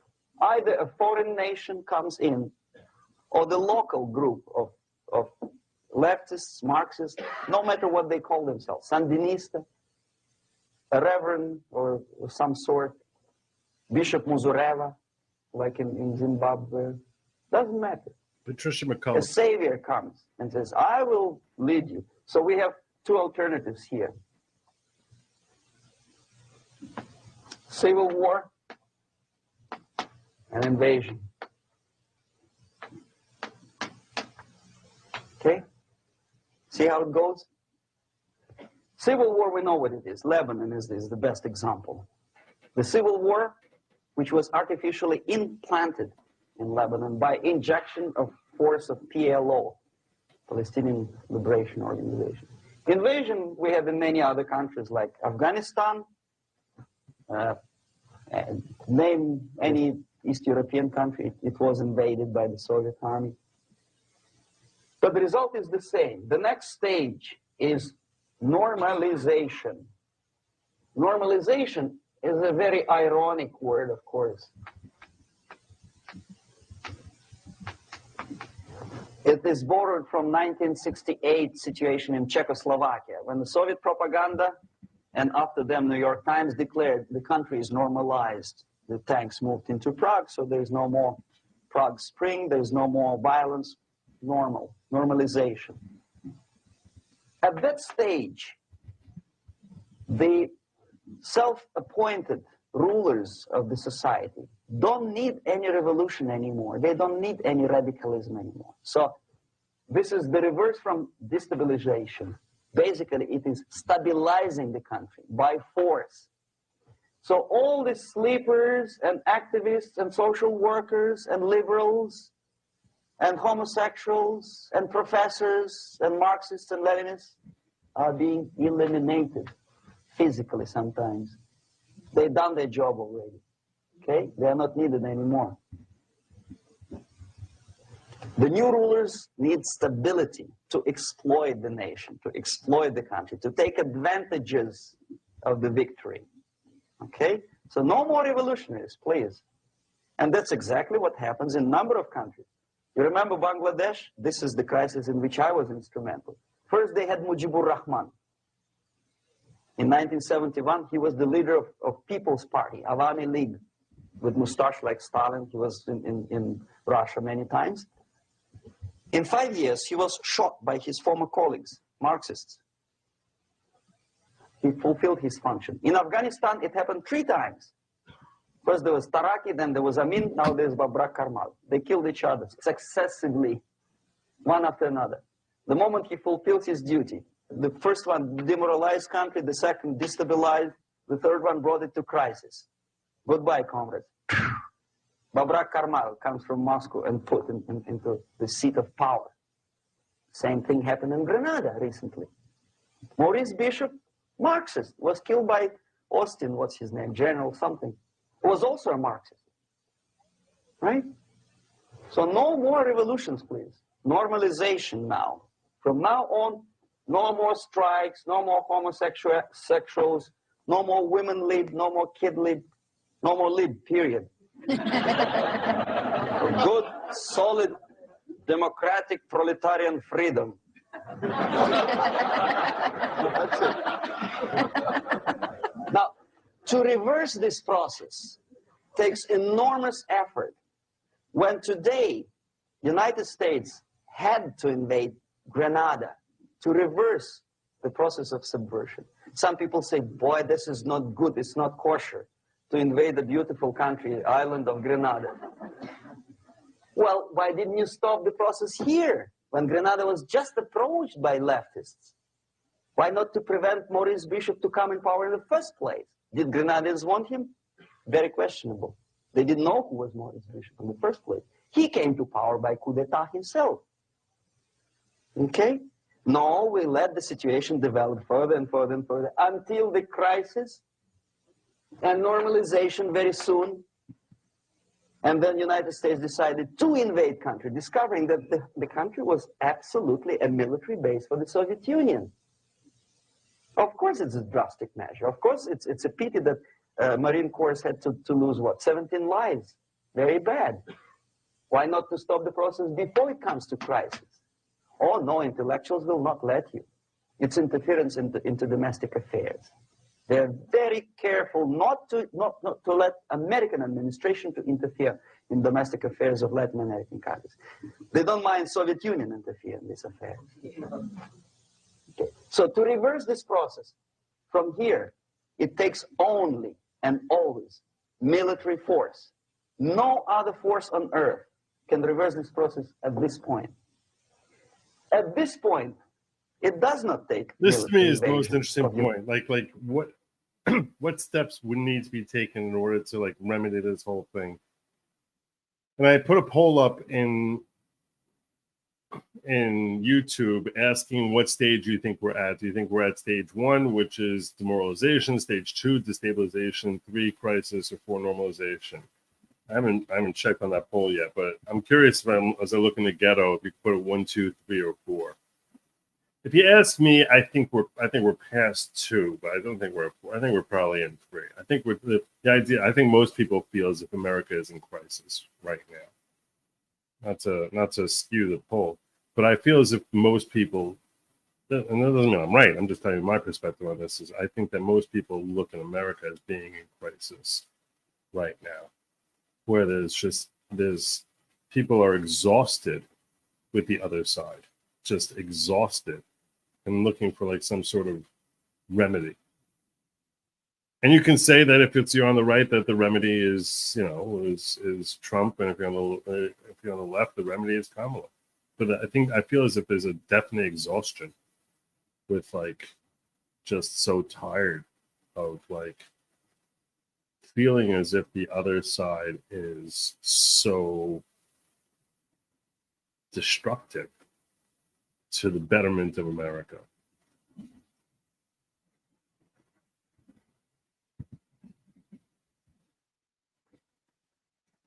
And I guess, what you're saying, gay marriage is normal over here. I'll tell you right now, it really could depend on the topic you're dealing with. You want to talk about what stage we're at. And I think that's and you can sort of almost look at different things and say, okay, what stage are we at on this issue? So, for example, okay, I'm seeing a lot of propaganda of late to try and make it normalized, to normalize maps, right? Which belong on a wall and there should never be any sort of. But I'm seeing a very strong push towards normalizing the sexualization of children. We see it with the Olympics, for crying out loud, and how they basically have, crazy people like partying around when flapping their genitalia around children, and this is something that they're trying to normalize. And it really could depend on the issue you're talking about, as opposed to but I do think that they sort of attack one issue at a time, and we see how it works faster and faster with the ability to change the cultural mindsets. If you look at how long, for example, if you look at the Rainbow Coalition and try and break them down into different parts, right? I mean, look how many decades it took for homosexuality to become something that was accepted and embraced. It took them decades and decades. And then the trans movement just became something that it's 10 years ago, there was no such thing. And now it's it's so fast towards being normalized that we're fighting laws about whether or not they should be able to do it to children.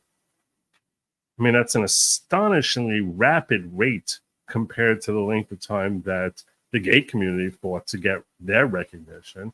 And I'm not even weighing in about the legitimacy of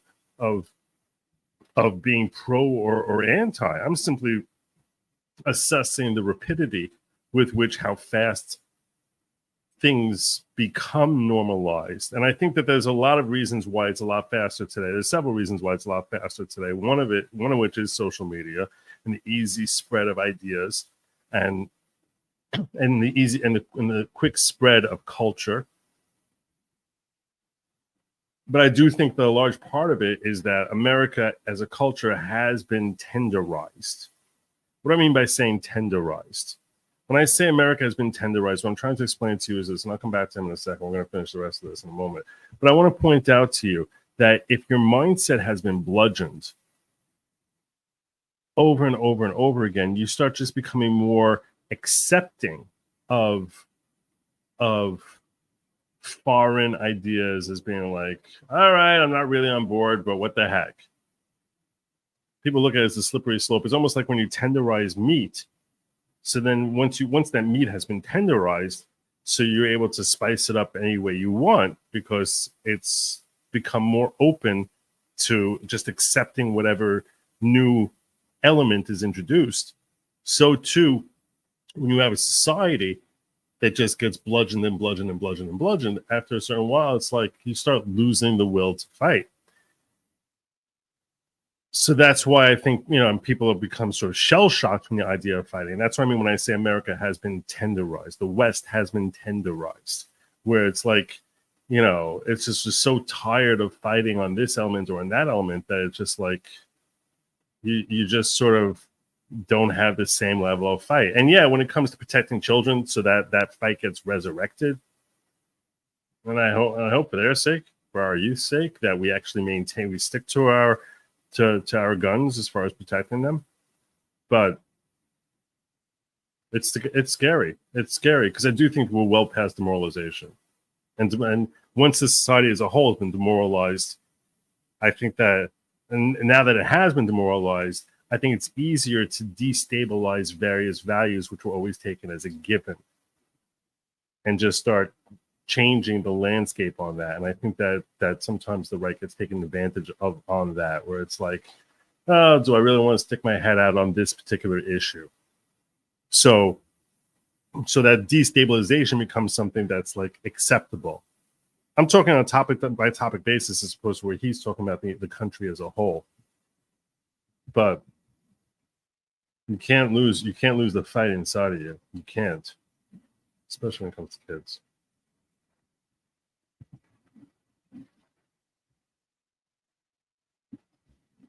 And I do think that the domination of the education system is a massive part of it. Massive part of it. United States Army. It takes strong action, like in Chile. A CIA covert involvement to prevent the savior from outside to come into power and to stabilize country before it erupts into civil war. Country before it erupts into civil war. Okay, support the right-wing conservative forces by money, by crooks or love, doesn't matter. Stabilize the country. Don't let the crisis develop into civil war or invasion. Oh no, your liberals will say it's against the law. The Congress will not appropriate money for covert actions of CIA. Why not? Should we wait till the normalization come and Soviet tanks land in Los Angeles airport? Now, at that point, at the point of destabilization, also the process could be reversed. Again, easily than this. No CIA involvement at this point. You know what it takes here? See, this is back when we thought the CIA was still on our side and they could actually help us. Restriction of some liberties for small groups which are self-declared enemies of the society. As simple as that. Oh no, the media and liberals will tell you this is against the American Constitution. How can we, by force, deny the civil rights to criminals, for example? It's not good. Okay? So we allow them to, okay, if you allow the criminals to have civil rights, go on and bring the country to the crisis. This is a bloodless way to do. Curb the rights. I mean, not to put them in prison. No, I'm not talking about putting all the gays from San Francisco in the concentration camp. Do not allow them to take political force. Do not elect them to the seats of power, whether it is municipality level, state level, or federal level.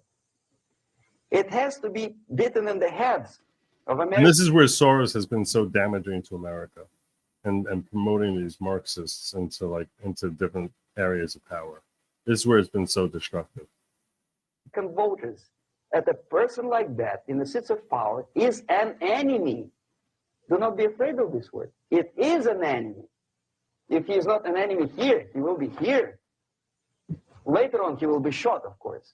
But at this point, he is an enemy. Okay? You are doing great service by denying him a right to capitalize on his own crazy ideas and become a powerful man, a man who uses the seat of power. Restriction of certain freedoms and permissiveness at that point would prevent sliding into crisis and probably will return the process of destabilization. To curb unlimited power, monopolistic power of trade unions here at that point would save economy from collapsing. To introduce a law to stop private companies of raping public opinion's mind in the direction of consumerism. No company must have a right to force you into buying more unless you want it. There must be a law. You want to advertise your car? Okay. But not a single mentioning of buying it now and saving money. It must be against the law to force people to consume more. Self-restraint. Previously, before this process started, the self-restraint was a business of church, religion. Because our preachers, the fathers of church, would tell us, material values are good, but it's not the prime function of human beings. Because you have to live with something. Obviously, the design for our life is not to consume more deodorants. There must be something greater. If such a complicated instrument as human body was created, obviously there must be some higher purpose for that. And it's very easy to avoid destabilization by denying the greedy companies one little freedom, one little liberty, forcing you into turning yourself into processors of unwanted products and goods. They turn you into machines, like the worm who there's inlet and outlet. So, and how long an average appliance lasts these days? Less than a year. Why? Where's workmanship? Well, we want you to buy more. Okay. Destabilization process could be easily overcome if, as I say, the society, by its own will or after persuasion by the leaders, will come to the idea of self-restraint. It's so hard, we want to consume more, but you have to. Unless you will come to this stage, when, as we say in Russia, if Sahara Desert ever becomes a communist state, there will be shortage of sand. So you have to curb your... That's a funny phrase. You have to... That's pretty funny. You have to curb your expectations at this point before it's too late. But no, we don't want to do it. Demoralization process. Again, it's the easiest thing to reverse. First of all, by restricting import of propaganda. The easiest thing to do. Unlimited, unrestrained import of Soviet literature, Soviet journalists, giving Soviet propaganda and ideological agitators equal time on American TV networks. It has to be stopped. And it's easier. They won't be offended, mind you. As a matter of fact, they will respect America more. But when my former colleague Vladimir Posner appears on Nightline and Ted Koppel asking, well, Vladimir, what do you think about this? And what can he think? He is an instrument of propaganda. He thinks what Comrade Andropov tells him to think. He's just a nice, articulate mouthpiece of the Soviet subversion system. And Ted Koppel makes you believe that my friend Vladimir Posner thinks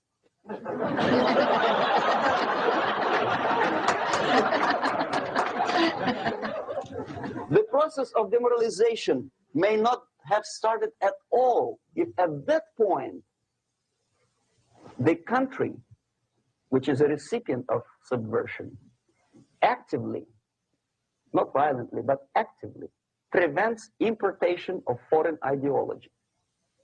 I don't want America to follow the pattern of ancient Japan. There's no way. I was going to say that. How would that possibly work in our system? You don't have to shoot every foreigner when it approaches the sacred borders of the United States. But when he offers you a junk in the disguise of very shiny something, you have to tell him, no, we have our own junk. We do have our own junk. If at that point the society is strong, brave, and conscientious enough to stop importation of ideas which are foreign, then the whole chain of events could be prevented. Recently, I've been to the Philippines, and I was shocked how in big cities like Manila, children listen to deafening music. A melodious nation with long traditions of good, nice ethnic music, introduced by Spanish long time ago, maybe 2 centuries, 3 centuries ago, I don't remember how.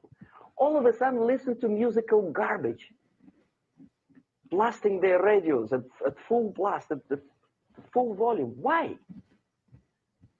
In India, I spent many years watching the reactions of Indians walking out of movie theaters after seeing Hollywood production. They couldn't figure out why Americans are so wasteful. They smash their cars, their shiny cars, every 5 minutes. How come they shoot each other for $500,000? Is it true that they're so obsessed with sex? Can you imagine showing a movie where each 5 minutes there's a copulation on the screen to a country like India with long tradition of respect to this private matters, or to Pakistan? And United States expect these people to respect you? No way. Oh yes, they will see the movie. They'll pay 5 rupees to see that garbage. But they walk out and will tell their kids, don't respect Americans. Don't be like Americans. See? So, the process of demoralization could be stopped right here, both as an expert and as an import. And that takes one step, one very important thing to do. You don't have to expel all the KGB agents from Washington, D.C. Yeah, I'm just gonna I just wanted to pause for a second and just say, some of the conversation in the chat I'm finding really disturbing. So if you're gonna be dropping racist crap in here, I'm gonna ask you to please get the hell out, okay? Because I don't need that here. So I can call out names. I'm just gonna say, I don't know. I have very, very limited rules here. My 3 rules are no spamming, no violating YouTube terms of service, and no racism. So if you're going to be dropping racist crap in here, I really don't. Just find somewhere else to go.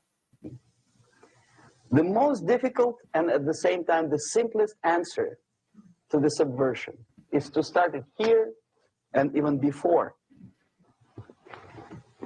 By bringing back the society to religion.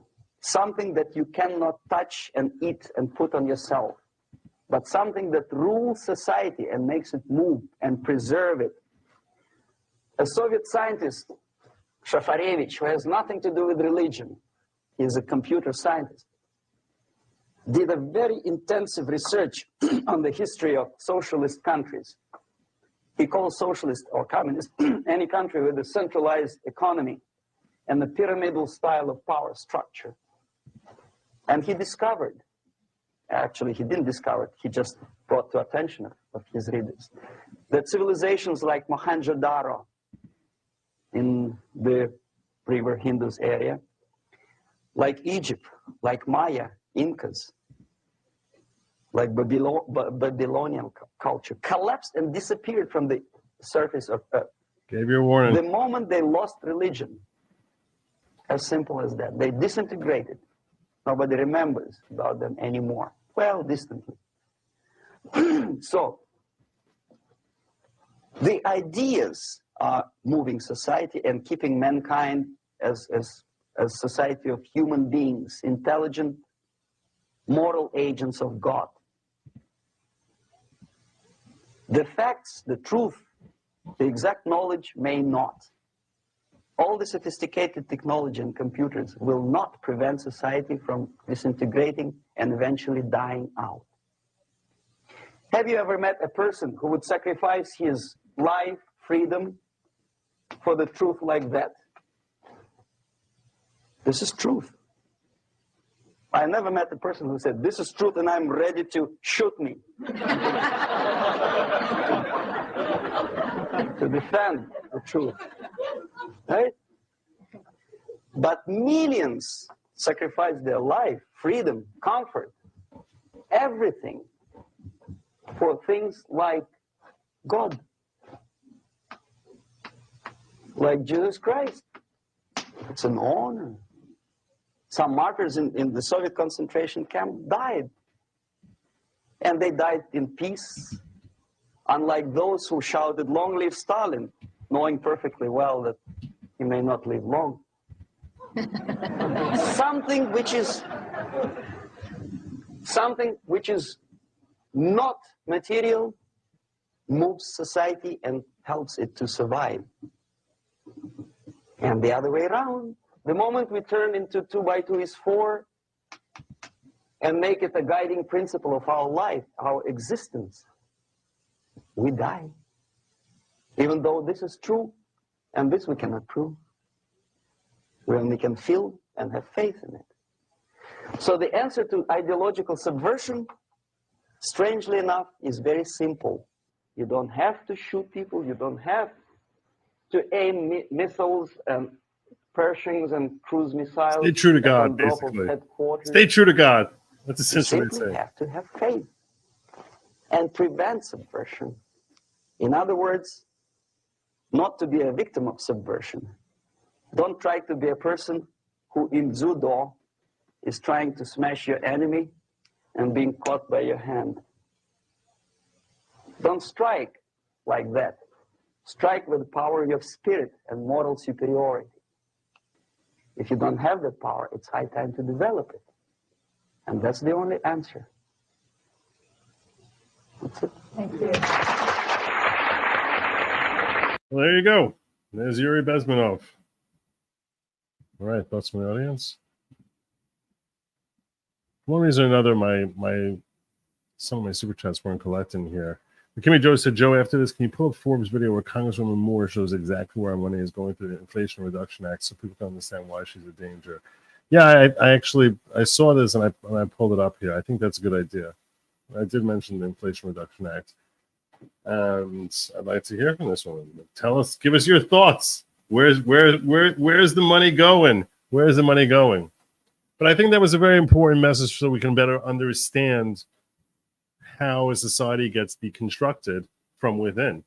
And, he walked us through the 4 stages there. I don't think that we're at stage 4, but I do think we're at stage 3. I think that we're hitting crisis stage. You can see where people are talking about civil war. People are talking about the national divorce. This is something that no one was even thinking about 10 years ago.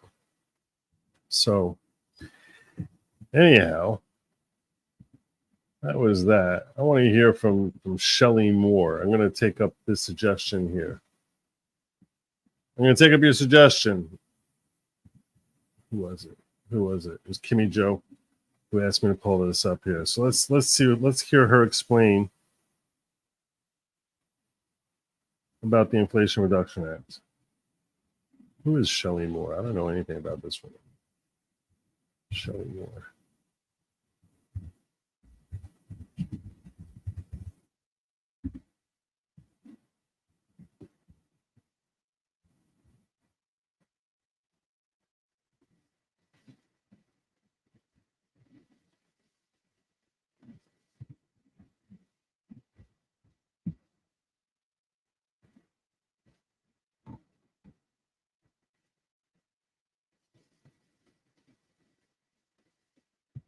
Senator from West Virginia, Republican.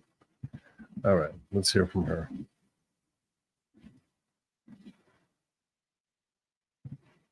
I do want to give you all a heads up before we get into this, by the way. I'm not going to be streaming tomorrow night. It's actually a Jewish fast day tomorrow night.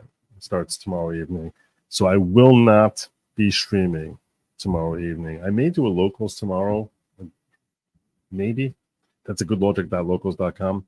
That's where you'll basically be notified about that. But I am not going to be streaming tomorrow night.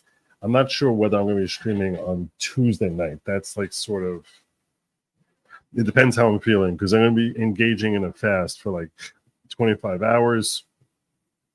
It's a lot of prayer. It's a pretty exhausting fast. So that starts tomorrow evening. So I don't plan on streaming tomorrow evening. So I just wanted to give you all a heads up on that. So, you know, it's no one's like looking for me. I'll probably mention it again at the end of the stream if I recall. If I remember to do that. But all right, let's do it. Let's do it. Shelley Moore Capito. Well, more transparency in the Inflation Reduction Act. Yeah. Josh. Yeah, thanks for doing this. Yeah, just thought, I mean, as far as you said, you know, if you take back the bill of Congress, you take, you know, roll back this program. I mean, as far as in the universe of IRA. This isn't what I wanted. This isn't going to. Let's see what we get. Well, thank you all for coming. And thank you, Senator Ricketts, for not just this particular topic, but Senator Ricketts is a particularly active member on the EPW committee. And I appreciate that, because I know you know it, being a former governor, probably better than some others. So interesting developments, some of them topical today. And some of you all have heard me talk about this, but I think this should be an outrage, really, to every tax-paying citizen.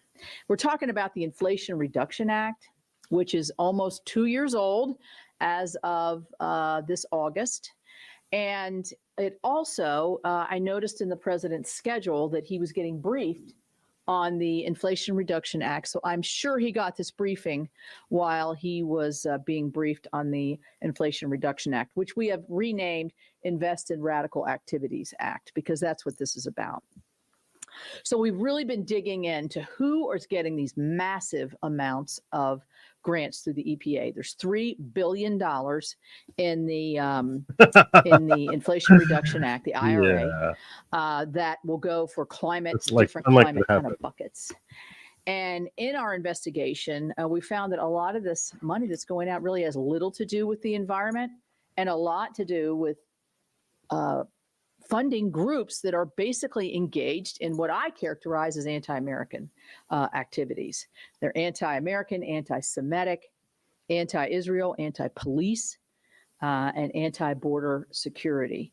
So the first one I'm going to go to is, and before I do that, I'm also going to say that Vice President Harris, who is now the nominee for the Democrat presidential race, is quoted here. "I've put equity at the center of our nation's largest investment in climate in history to reach the organizations that know their community best." That's what she said when they rolled out and actually named these organizations. And interestingly, today, there was a news article today saying that the green groups have now formed a coalition today. And guess who they're endorsing for president? Vice President Harris. So let's go over to the following one. I say follow the money because I think that's where you find out. The first one is climate justice. It's up on the top right-hand bar. They're $100 million. They have glorified Hamas in a lot of their social media, on their websites and other things. And they think Israel has no right to exist. They're getting $100 million. This is a direct grant to them. The next one is the NDN Collective. Do you know them? Yes, they're a partner. Well, that makes sense, because Hamas is all about climate change. They're all about fixing the environment. So you can understand why it is that, you know, a climate organization is going to weigh in on that, because they want to make sure that, you know, that they have the very pro-green perspective of a terrorist organization.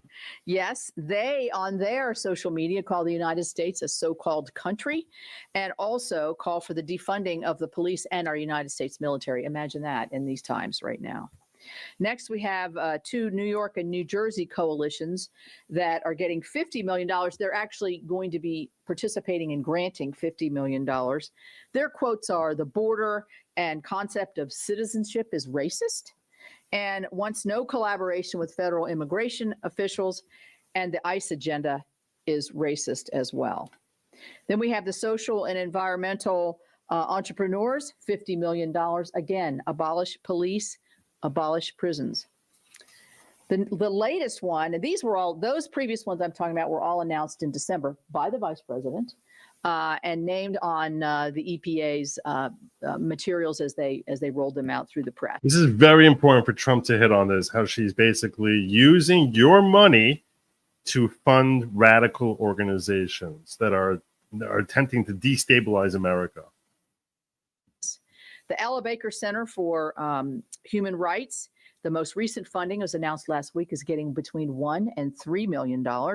And they are actively advocating to defund police, decriminalize shoplifting, and abolish our prisons. So I think that, this uncovers quite a bit of the $3 billion. We're up to 200 million, actually a little bit more than that, if you count everything all in. And this is just the lack of accountability. The administrator of the EPA has been questioned about this. He says the money hasn't gone out. That was their first thing. Well, they haven't gotten the money yet. Now they're saying, well, we don't check out the partner organizations. So this NDN would be a partner organization as opposed to an actual grantee. So why aren't you vetting these people? I mean, this is taxpayers' dollars. And what do they have to do with telling people how to live and cope better and clean up their environment? So I think that we need to know that these are appalling to me and to many of us who work hard to make sure that we're not just paying our taxes, but we're also making sure that we're making good investments from the federal government. So what are we doing about it? Well, we're shining a light on it and urging the EPA to not disperse this money. And coincidentally, they haven't dispersed all of this money yet. So we'll see what happens. I pushed in the Appropriations Committee for more money for the EPA Inspector General, somebody to follow the money within the EPA, because they know best. An Inspector General would be able to do that. And then I think the most important thing is when we take control of Congress after January, we will be able to defund a lot of this, but we also be able to follow it and do much more oversight. So I'm going to turn it over to my friend from Nebraska and see. Well, there you go. That was short and to the point. Anything else? Is there anything? That was a great call, Kimmy. Thank you. Thank you very, very much. Is there anything else I'm supposed to be checking out? Let me go look at locals. I'm gonna see what locals people are up to. No, that's right. I'm looking at you, Diggers. I'm looking at you. Do you have anything for me that you need me to cover besides American Idiot? All right, I'm gonna check over. Let me check my ghetto. I feel like I can run a little bit longer because I feel like I'm not working tomorrow. So I sort of feel like I'm willing to run a little bit longer. Let me check out. Let's see. Give me a second.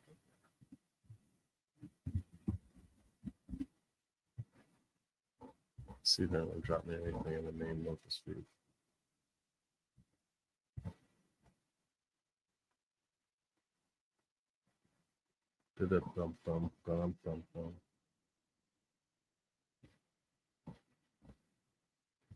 Who's this? Dad, and some of you know him.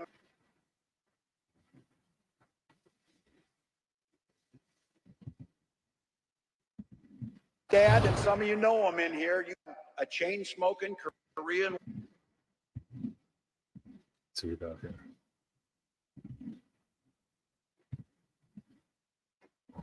This was shared in my locals feed, and I haven't had a chance to check it yet. The Soltron shares some good stuff there. That's over at goodlogic.locals.com. Let's see what you got for us. War era veteran. cared about his community, but 2 days after I turned 17, he took me down to join the Army National Guard. And for 24 years, I proudly wore that uniform. And then bolted as soon as I was deployed.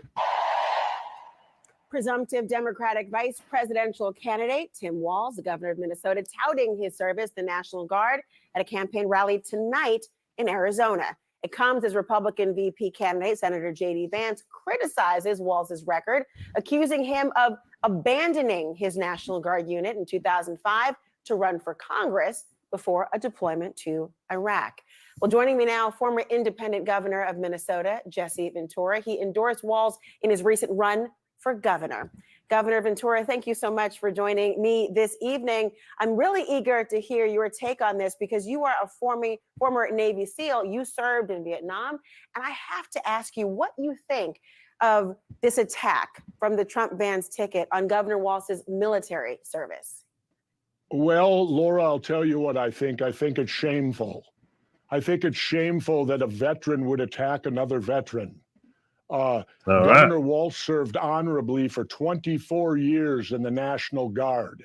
Okay. After 20 years, you are eligible to retire at any time you deem necessary. Okay. They talk about him missing his deployment.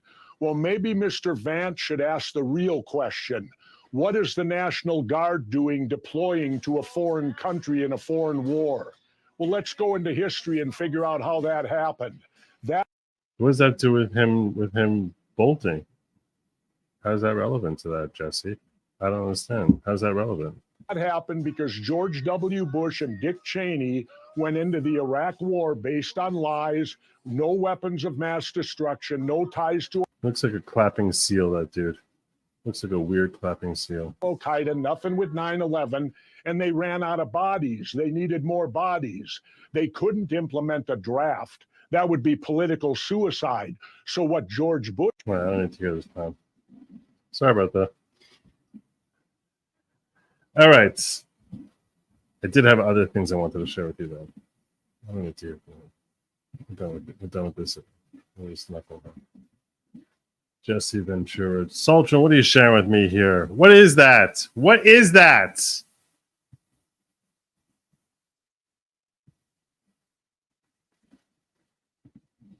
All right. What I have left for you before we get out of here, and before we get out of here, it could take me like an hour. Just give me a heads up on that, because what happens is when I am the way I spend my day. In case you're wondering, what does Joe do all day? The dude works for only 2 hours a day. What I do is I basically scan social media for various links that I think are something that will be either informative, entertaining, keep you up about what's going on in the world, or things of that nature. So what I do is I sort of put all that aside, and I'm like, okay, let me just sort of pluck this out and save it away, and then just yank them all open for my show. And then I'll tend to build a show around it. So if you're wondering how many links does Joe build up since like his last show on Thursday night, I'll tell you, this is what I got so far. I got here only 1, 2, 3, 4, 5, 6, 7, 8, 9, 10, 11, 12, 13. Just 14 links. Just 14 quick links. Some of them are longer than others. I might have double clicked some of them more than once. I'm not sure, but we'll see. So what I'm gonna do is before I go away for 48 hours, let me unload what I've got here, because if I don't unload it now, how the hell is it going to be relevant 48 hours from now? I don't even know. All right, so this one just made me laugh. This one just made me laugh. Some of you may have seen this. I don't even know what the hell it is. I don't even know how this got in my feed, but it did get in my feed, and I like sharing stuff that makes me laugh. So let me just give you this real quick. That's amazing. I didn't know that about you. What do you know? That you're a musician. But that's why I'm interviewing you today, so I can get to know you. So I'm a musician. Mm-hmm. What the fuck that mean? Make magic or something? What is musician? I think you're confusing that. Yeah, I'm not no musician. I I make music. I make music. And that's not all I do. I make music. I act. I'm a TV star too, a young mogul. Just really quick, I think you're confusing. I'm not confusing nothing because you don't know. You thought that all I was a magician or whatever the fuck you said. See, that's what I think you think I said. I said musician, not magician. I don't think, baby. I don't think. What is that? That's ghetto. I don't think. I know. So you think. I didn't say magician, Suki. I said musician. And I think you are a musician. No, baby, I do music. So you just really quick for the record, could you say you don't think you're a musician? I'm not none of that. But then after that, you just said I do music. Yeah, I do music. So in other words, you're a musician. No, I'm not. Okay.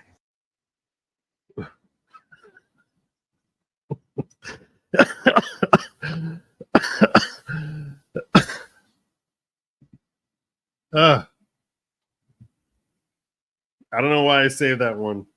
But I was like, that's the sort of stuff I store away. I'm giving you what I store away, unfiltered. I'll filter it only by what I think makes sense for me to pull up. What's the next one here? What is this? I don't even know what this is. Then Senator Bob couldn't be here today, so I'm going to cover what he presented recently most secure in election. a Peach County election integrity event in Middle Georgia. I didn't watch this video yet, but I was like, all right, this is someone who's going to be explaining different issues with the election. So let me let's watch this together. So this is about the pro V&V audit that never happened. Following the November 3rd, 2020 election, then Senator Ligon, a former judge of 16 years in Brunswick of the state Senate, chaired a Senate subcommittee to look into election irregularities. The report of the findings generated by the subcommittee was sent to the governor, secretary of state, and the rest of the Georgia legislators. Finding number 9 was of particular interest as it stated of the witnesses' oral and written testimonies that they, quote, provided ample evidence that the 2020 Georgia general election was so compromised by systemic irregularities and voter fraud that it should not be certified. 5 days later, after this report was released, the Secretary of State's press release says, quote, Raffensperger is coordinating a whole of government effort to combat illegal voting in Georgia. But in February of 2021, no investigational effort had occurred per the Secretary of State to a news channel because of a backlog of cases. On January 6, 2020, Secretary of State Brad Raffensperger, despite knowing what was in the Senate subcommittee's report, sent a 10-page letter to Congress, congressional leaders, and Vice President Pence, in which voter GA found 42 lies in this letter. Raffensperger perjured himself to Congress. Thus, if anyone in Congress chose not to certify the election, then Vice President Pence could pull out Raffensperger's letter as evidence that there was no fraud in Georgia. It was a clean election. But remember, they found 42 lies, documented here and on voter GA's website. Raffensperger requested this letter be entered into the congressional record with the expectation that its refutations would give validation and lead to the acceptance of Georgia's elected electors. This letter to Congress mentioned a pro-V&V forensic audit of a random sample of voting machines and equipment in the following Georgia counties: Cobb, Douglas, Floyd, Morgan, Paulding, and Spalding. However, upon investigation, including open records requests and correspondence via phone calls and emails with election supervisors in the various counties mentioned, it was discovered that no audit occurred in any of them. Think about They said there was an audit, but in fact, not really an audit. what you just heard about in Fulton County by Joe Rossi. And also what was spoken about publicly today about Ware County. No audit discredited these findings because no audit of the machines was done. Impact of this lie about pro-V&V audit. Per state law, every election in Georgia using Dominion voting machines could be made invalid. See Moncla Cross to SEB. It was designed to persuade Congress that there was no fraud in Georgia. It was designed to do the same to Georgia citizens. So it was deceptive. This audit guided Georgia lawmakers in decision-making with election law and continued use of Dominion voting machines. It was also used to convince Inspector General Scott McAfee that there was no wrongdoing. A little more on I.G. McAfee. Through a series of meetings with various Georgia legislators who referred this to the GBI and House ethics, none of which investigated, Bob gets connected to Governor Kemp, whose deputy executive counsel referred him to Inspector General Scott McAfee. Of the 28 allegations, he said he could investigate one, the Pro V&V audit. After 3 weeks, McAfee says no fraud found. His investigation includes speaking to the Secretary of State's office and Pro V&V. He did not speak to any of the counties. Bob and his Mountain Patriots group sent a letter asking Scott to reopen the case. No word for 5 months. Then a cryptic email stating he no longer worked there was received. Turns out he was appointed as Superior Court judge in Fulton County, overseeing Trump's election. A DA for the Appalachian Circuit Sorry, also the RICO case against Trump. received this evidence, and 3 months later, she became a Superior Court judge. So now it's known in Georgia that if you want to become a Superior Court judge, you just cover up election crime. You have to laugh a little to keep from crying. Our judicial system is in a sad state of affairs, as is our election system. I'll conclude with citing state and federal law. OCGA 45-3-11 says all employees of the state of Georgia will take an oath to support the United States and state of Georgia constitutions. OCGA 1610-1, any public officer who willfully and intentionally violates the terms of his oath as prescribed by law shall, upon conviction thereof, be punished by imprisonment not less than 1 no more than 5 years. They violated their oaths. And finally, as I believe Kim mentioned, 18 U.S. Code 2382 states, whoever owing allegiance to the United States and having knowledge of the commission of any treason against them conceals and does not, as soon as may be, disclose and make known the same to the president or to some judge of the United States or to the governor or to some judge or justice of a particular state is guilty of misprision of treason and shall be fined under this title and imprisoned not more than 7 years or both. This is very serious. To date, no one in our government has been held accountable for this. And in fact, they've been elevated to judgeships and are still running our elections. Georgia is in a state of emergency. I don't see what you shared with me, Thomas. I don't know what name are you going under. I think she spoke a little too fast. It was hard to digest what she was saying, for me personally. But yeah, there wasn't that much. There wasn't that much new. This was funny. This made me laugh out loud. This came Kathy, your It's a story. Your New Jersey realtor. This is actually really funny. It's made me laugh out loud. It's a story about a woman who walked into a bridal shop one day and told the sales clerk that she was looking for a wedding gown for her 4th wedding. Well, the saleswoman asked. He had real charm, Ronald Reagan. He did. He had real charm. Just exactly what type of dress are you looking for? A long, flowing white dress with a veil, she responded with assurance. Not totally convinced, but afraid to offend the woman, the sales lady said, you know, dresses of that nature are usually more appropriate for brides who are being married for the first time, for those a bit more innocent, if you know what I mean. Well, the lady retorted and put her hand on her hip. I do know what you mean, and I can assure you I'm as innocent as the rest of them. Despite all this is like the way he set this up is really good. All my marriages, I remain as innocent as any first-time bride. Well, you see, my first husband was a dear, sweet man. It was a terrible tragedy, actually. All the excitement of the wedding was simply too much for him, and he died as we checked into the hotel on our wedding night. I'm sorry to hear that, said the clerk, but what about the others? Well, my second husband and I got into a terrible fight in the limousine on the way to our wedding reception. We haven't spoken since and got the marriage quickly annulled. What about your third husband? Asked the store clerk. Well, the woman replied, he was a Democrat.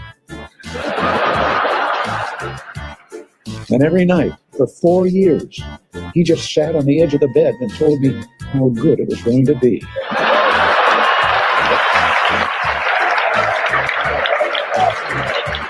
That was great. That was great. That's the Gipper right there. That was the Gipper. That was really good.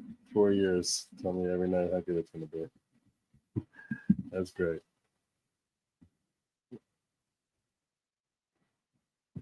Please post the link to PHN call parody from last week. PHN call parody. And that's the phone call parody from last week. The phone call parody. I remember the phone call parody. Yeah, I got PHN's phone. I'm just trying to remember which phone call parody that Honeybee was referring to. Okay, I got his phone. I got it. Phone call. Okay. This Mr. Reagan? Was that it? Oh, it was with Kamala. Yes, with Barack Obama. Yes. I can share that out on Locals. I'll share that out on Locals. Wait, I have to dig that up. No, I remember. Okay. Let me go on. Let me go on to the next one. Oh, this also made me laugh. Most of the stuff I got. This is why I didn't build a show around it. I was like, can't really build a show around like 12 things that made me laugh. Not all of them are, but as you saw, one of them was about Georgia election. But this was pretty funny. My mother, who raised me and my sister, was a proud woman. She was a brown woman. She was an Indian woman. She was a woman with a heavy accent. That was Indian? She was a woman who many times people would overlook her or not take her seriously. Because she was Indian? Because of her accent. Because she was Indian? Why is she not saying she's Indian? My mother, who It's so true. It's so true. She'll never say it. No, she was just a brown woman. What are you talking about? All right.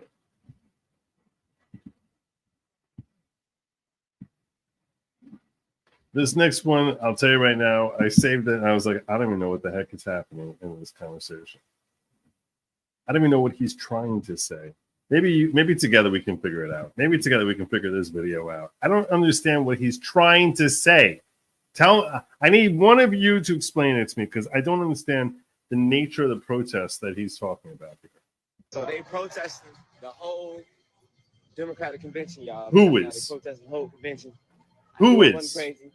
From Chicago people, Chicagoland citizens being upset about the immigrants reopening schools that were closed down in certain neighborhoods, to the Free Palestine people. They go protest that Democratic National Convention. It's the first one since 1969 So he's saying the Free Palestine people are protesting? in Chicago. Why the hell do you think they put it in Chicago at this particular moment, in this particular time?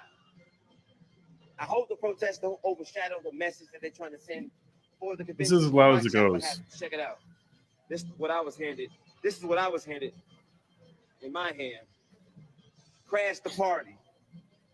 So y'all tell me what they got in store for this coming up convention for the Democrats. Sometimes y'all think I just be talking. I'm not. Let's see what happens. So they protest. I don't know what that is, but if you are going to the DNC convention, first and foremost, have a good time, Robin. Second of all, stay safe. So I did think about going, but I'm not going to go because they won't let me in because I'm not a Democrat operative. I thought this was funny too. Some of you may not have known this, but apparently,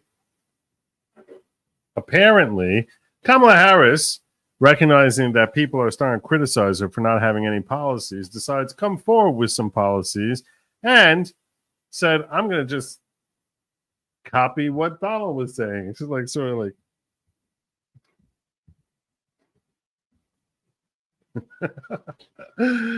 so now she's going to fix the world. You know how she's going to fix the world? She's going to steal ideas from Adolf.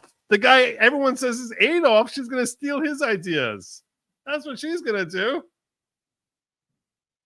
That's the name on X message. Why is it? I don't see it. I looked. Did you tag me or you DM me? Because I'm looking at my DMs. When did you do it? I don't see it.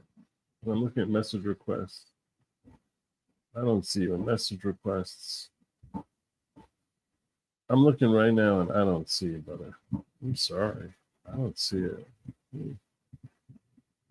Did you tag me? Is that what you're trying to say? And you're calling it DM?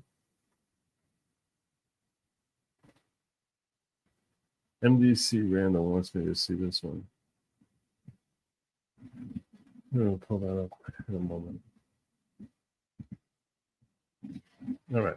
Well, let's get to Kamala first. And eliminate taxes on tips for service and hospitality workers. A few moments later. Biden seems intent on taking your earnings hostage. Now, the IRS, they just announced this week that they want to start tracking all of the tips that workers earn so that they can be taxed for it.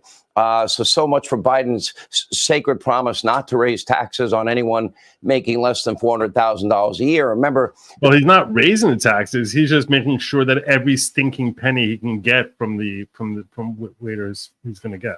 This is all part of Biden's so-called Inflation Reduction Act. The yeas are 50, the nays are 50. The Senate being equally divided, the vice president votes in the affirmative, and the bill, as amended, is passed.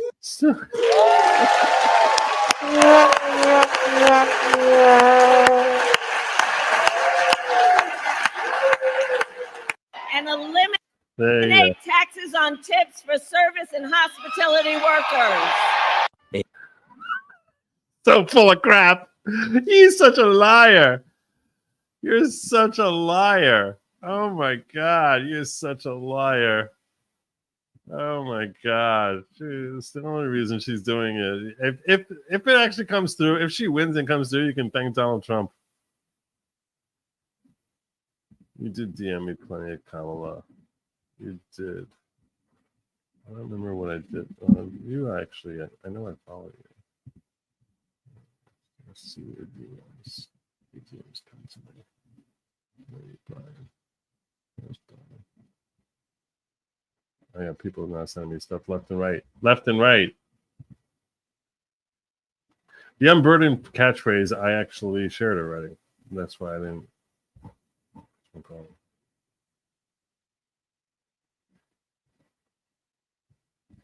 I didn't know what to do with this. I didn't know what to do with your headline. But here we have here. There's some link in YouTube video under your X feed for this stream. It's an interesting take on Kamala's fake response to hecklers. Let's see what we got here.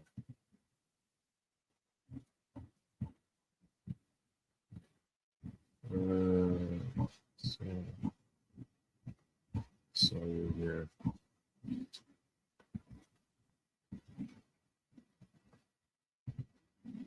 Is the Harris campaign planting fake protesters at Kamala's rallies in an effort to make her look good? I know that might sound a little weird or maybe even crazy, but I have a few legitimate questions as well as some evidence that I think y'all will. 23 minutes.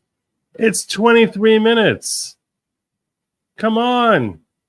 Come on. This might be great. I can't start doing 23 minutes. It's 23 minutes.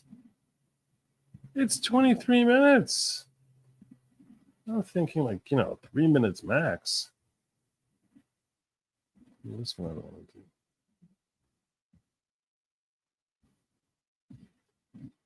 do. How you promised us. Oh, I don't remember what this was. I think this was about Tim Walz and people from Minnesota talking about Tim Walz. Clear, over 80% of our students miss less than 10 days of in-class learning. I won't forget when you illegally banned physicians from prescribing medications for early treatment, fracturing the doctor-patient relationship. I will never forget being forced out of my job at the VA of 20 years because of the vaccine mandates. I won't forget when you decided which businesses were essential and which ones weren't. You shut down stores, malls, There's no medical advice on this channel. These people are not doctors. I'm not a doctor. I'm not giving medical advice. I don't know what medicine is. I don't know if medicine is. I'm so ignorant about medicine. I don't know if medicine is real. I'm sure it is because YouTube wants me to tell you that medicine is very real and that only your doctor is appropriate for telling you anything about medicine. Anyone else who talks about medicine besides your doctor is an idiot. YouTube wants me to tell you that, and I am telling you that. So no, there's zero medical advice here. As far as I know, medicine is basically just some crushed herbs and a bunch of voodoo, where you take like this stick and you got like a little skull and you fill it up with different like little beads. And you go, that's what, to me, medicine. That's probably not real medicine. So don't take my advice because I'm not a doctor. You should be listening to YouTube wants me to tell you. You should be following only what your doctor says, not what I say, not what they say, not what these video people are saying. Ignore that. Not medical. It's not. It's not. It's just not. YouTube wants me to tell you that, and I am. Dude, everything, and we couldn't even go outside. I'll remember when you sent COVID positive patients back to the nursing homes, and you chose. YouTube wants me to tell you it's good to send COVID patients. No, YouTube doesn't want me to comment on this. I'm not to send them to the Bethesda COVID hospital. People died alone. I won't forget to vote in November. I will never forget how you closed our churches but left the liquor stores open. I will remember how you promised us data on masks and you never showed the data. My child can't wear a mask and I had to pull him from school. And I remember how you divided us. People rioted, burnt our cities, and we were not allowed to gather with our families. I will remember in November. We won't forget in November. I will never forget how you abandoned the most vulnerable Minnesotans by shutting down day programs for disabled adults. I remember when you blamed Minnesotans when your mitigation strategies failed. I don't know that he's going to help her in Minnesota. I really don't. I will remember in November. You put a limit on people who could come over to your house for Thanksgiving. I will never wear a mask again. I will never forget what you did to me and my friends. I will never wear a mask again. Governor Walz, we are not your one Minnesota. We are real Minnesotans who are worried about our future. All right. All right. They're not all going to be winners. I just sort of save stuff. I'm like, oh, okay, I might want to look at that again. Just recovered. All right, this is Dr. Jebra Fauché asking why this is not a sport at the Olympics. Once we have breakdancing, we should definitely have this as well. So there you go.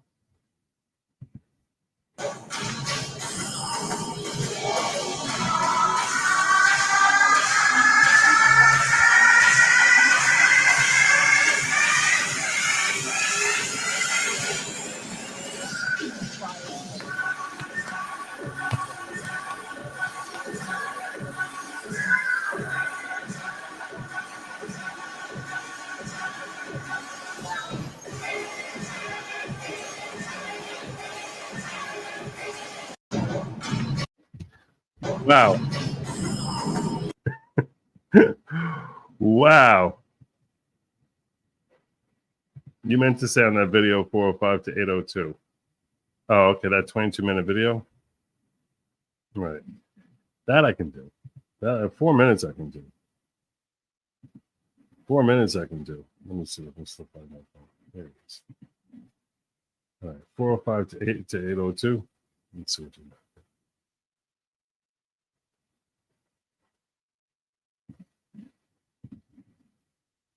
And a lot of spaces on the floor. Now, what's interesting here is that there were hecklers. A few days ago in Detroit, there were pro-Gaza, pro-Hamas, anti-Israel protesters who showed up. The same thing happened in Arizona, which is odd when you think about the fact that this was invitation only. Let's take a look at the hecklers. Democratic now. Free Palestine! Free Palestine! Free Palestine! Free Palestine! Free Palestine! Okay, the fact that there were hecklers is not proof that they were plants. It's not proof that that was staged. Though I will say it is unusual, I think, that you would have an invite-only crowd and invite people who are against you. So again, that raises the question, who exactly was invited, who was included on that list, and why? But here's the next part that I think is really interesting. I'm not going to say anything. I want to see if you guys pick up on what I picked up on. And if you think you spot it, pause the video and leave a comment down below so we can compare notes. And if you think you spot it while watching it with me, pause the video and drop a comment down below. Okay? Because I never say that, and I think I'm supposed to. But please do. Please do. Which includes respecting the voices that I think that we are hearing from. And let me just say this on topic of what I think I'm hearing over there. Let me just speak to that for a moment, and then I'm going to get back. There's no way she did that off the cuff. Back to the business at hand.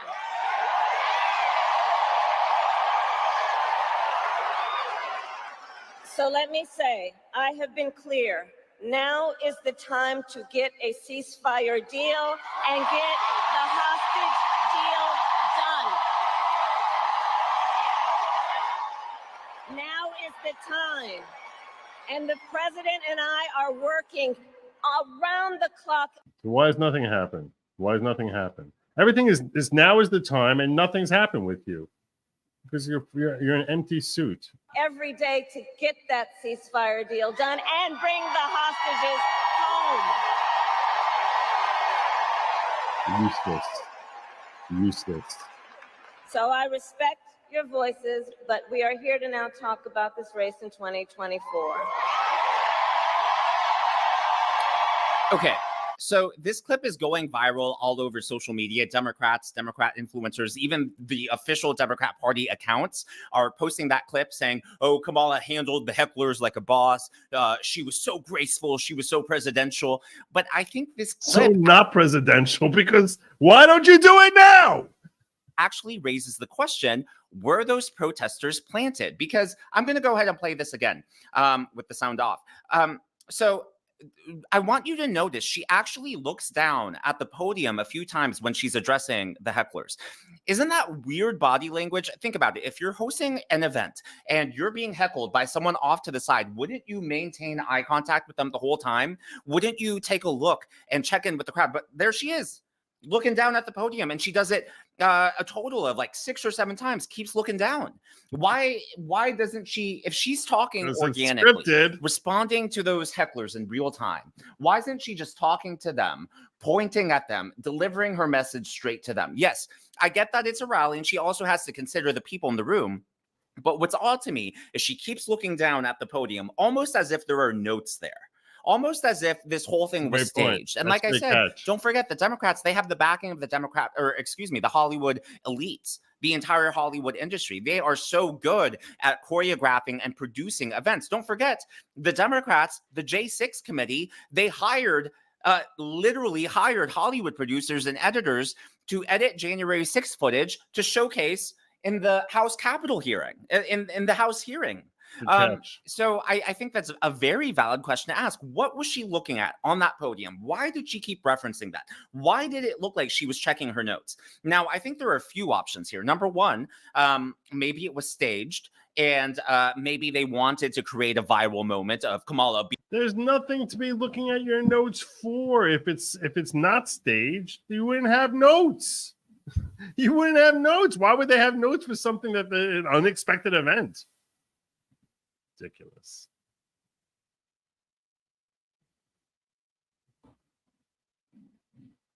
But speaking of Kamala,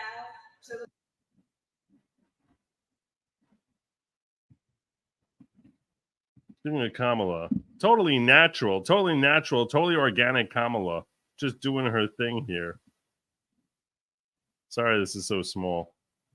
It really is good to be back in Wisconsin. It is so good to be back in Michigan. Listen, let me tell you, I am clear. The path to the White House runs right through this state. And listen, I am clear. The path to the White House runs right through this state. I took on perpetrators of all kinds. And had a summer job at McDonald's. I had a summer job at McDonald's. So hear me when I say. So hear me, Detroit, when I say. I know Donald Trump's type.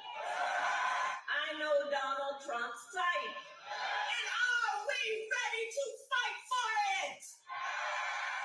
Are we ready to fight for it? And when we fight, we win. I thought that was great. I thought that was great. That's what I wanted to share with you. If I find something I like, I'll share it with you. I thought this was funny too.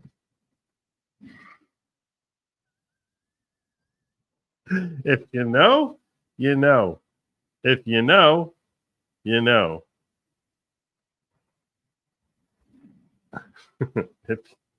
if that's all you need to see. If you know, you know. I only had 2 left here.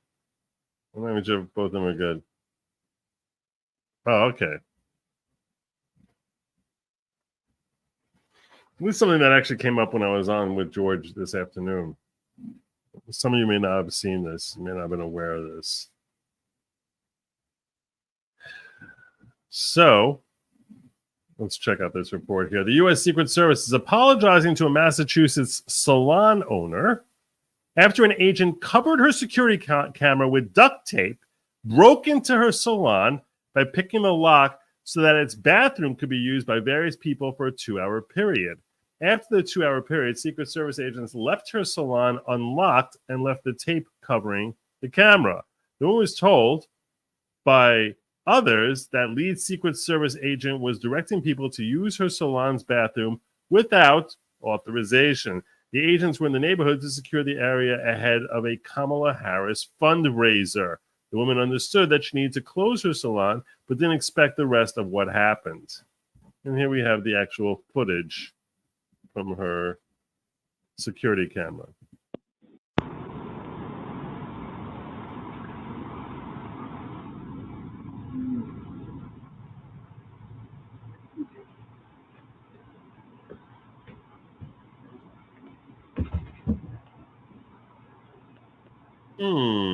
This looks like a good place.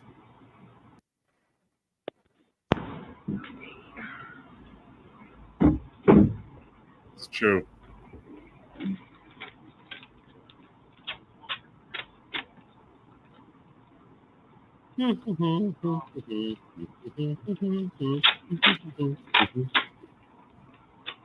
This is so sick.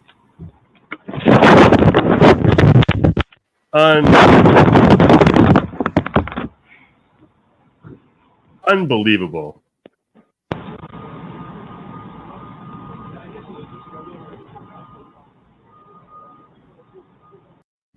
I didn't blur it.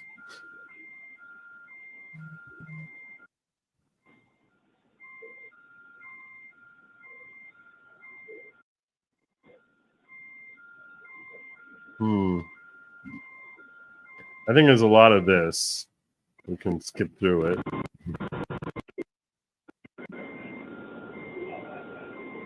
We can hear people coming and going. Oh, there's a toilet being used.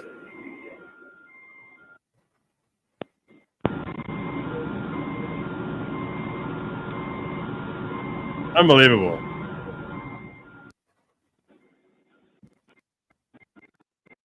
Until finally.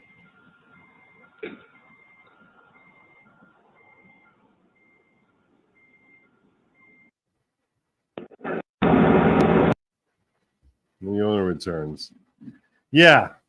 So there you go. Big apologies. Oh, so sorry. Did you not want us breaking into your house? Did you not want us engaging in a Fourth Amendment violation? Was that something that bothered you? Really? Really? You didn't want us to just send randos into your salon to use your bathroom? Really? While we told you you couldn't be there, but just sending people we know and trying to accommodate for a Kamala Harris function over into your salon to use your... Really? Was that wrong of us? Was that a problem? Was this out of bounds? Did we go too far here? Unbelievable. Unbelievable.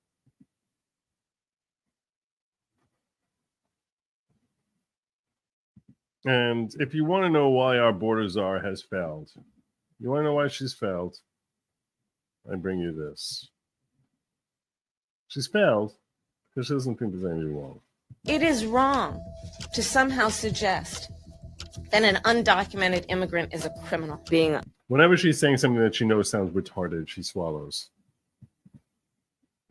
Wrong to somehow suggest that an undocumented immigrant is a criminal. Being an undocumented immigrant is not a crime. I know what a crime looks like. An undocumented immigrant is not a criminal. An undocumented immigrant is not a criminal. An undocumented immigrant is not a criminal. An undocumented immigrant is not a criminal. An undocumented immigrant is not a criminal. An undocumented immigrant is not a criminal. An undocumented immigrant is not a criminal. An undocumented immigrant is not a criminal. An undocumented immigrant is not a criminal. An undocumented immigrant is not a criminal. An undocumented immigrant is not a criminal. An undocumented immigrant is not a criminal, and we have to correct course in this conversation. We're not going to treat people who are undocumented across the border as criminals. That's correct. It is wrong.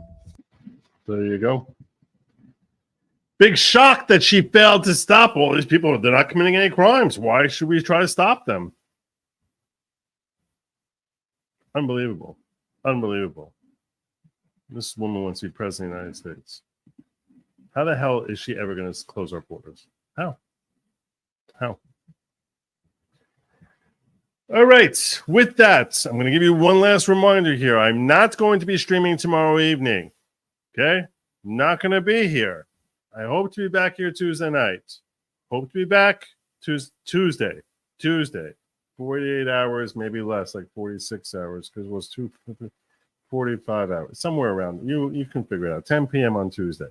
But until then, and I'll probably start late on Tuesday. I'm probably gonna start late on Tuesday. I'm just being realistic because the fast is gonna end like at 9 o'clock, 9:30, and I'm gonna have to be putting a show together.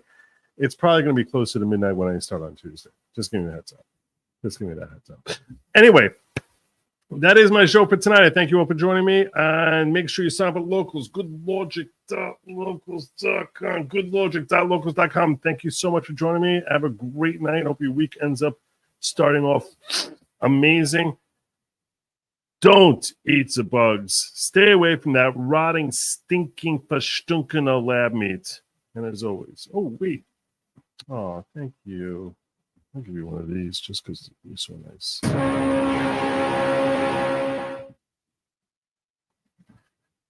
Now let me just I should double check. Let me do a quick round the. Oh my gosh. What? Good luck. I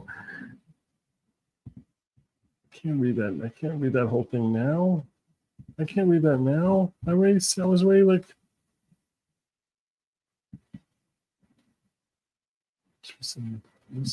This sounds crazy for me to start reading this. Let me look at it. Make sure I didn't miss anything in the ghetto. Well, this ghetto gets really mad at me. They just start yelling at me. They're like, later. Yeah, okay. All right. I think I'm good there. All right. What do you want me to look at? I don't know what this. All right. Yeah, that's a really long thing. I can't do that now. Good night, you all. And as always, Walt Speed.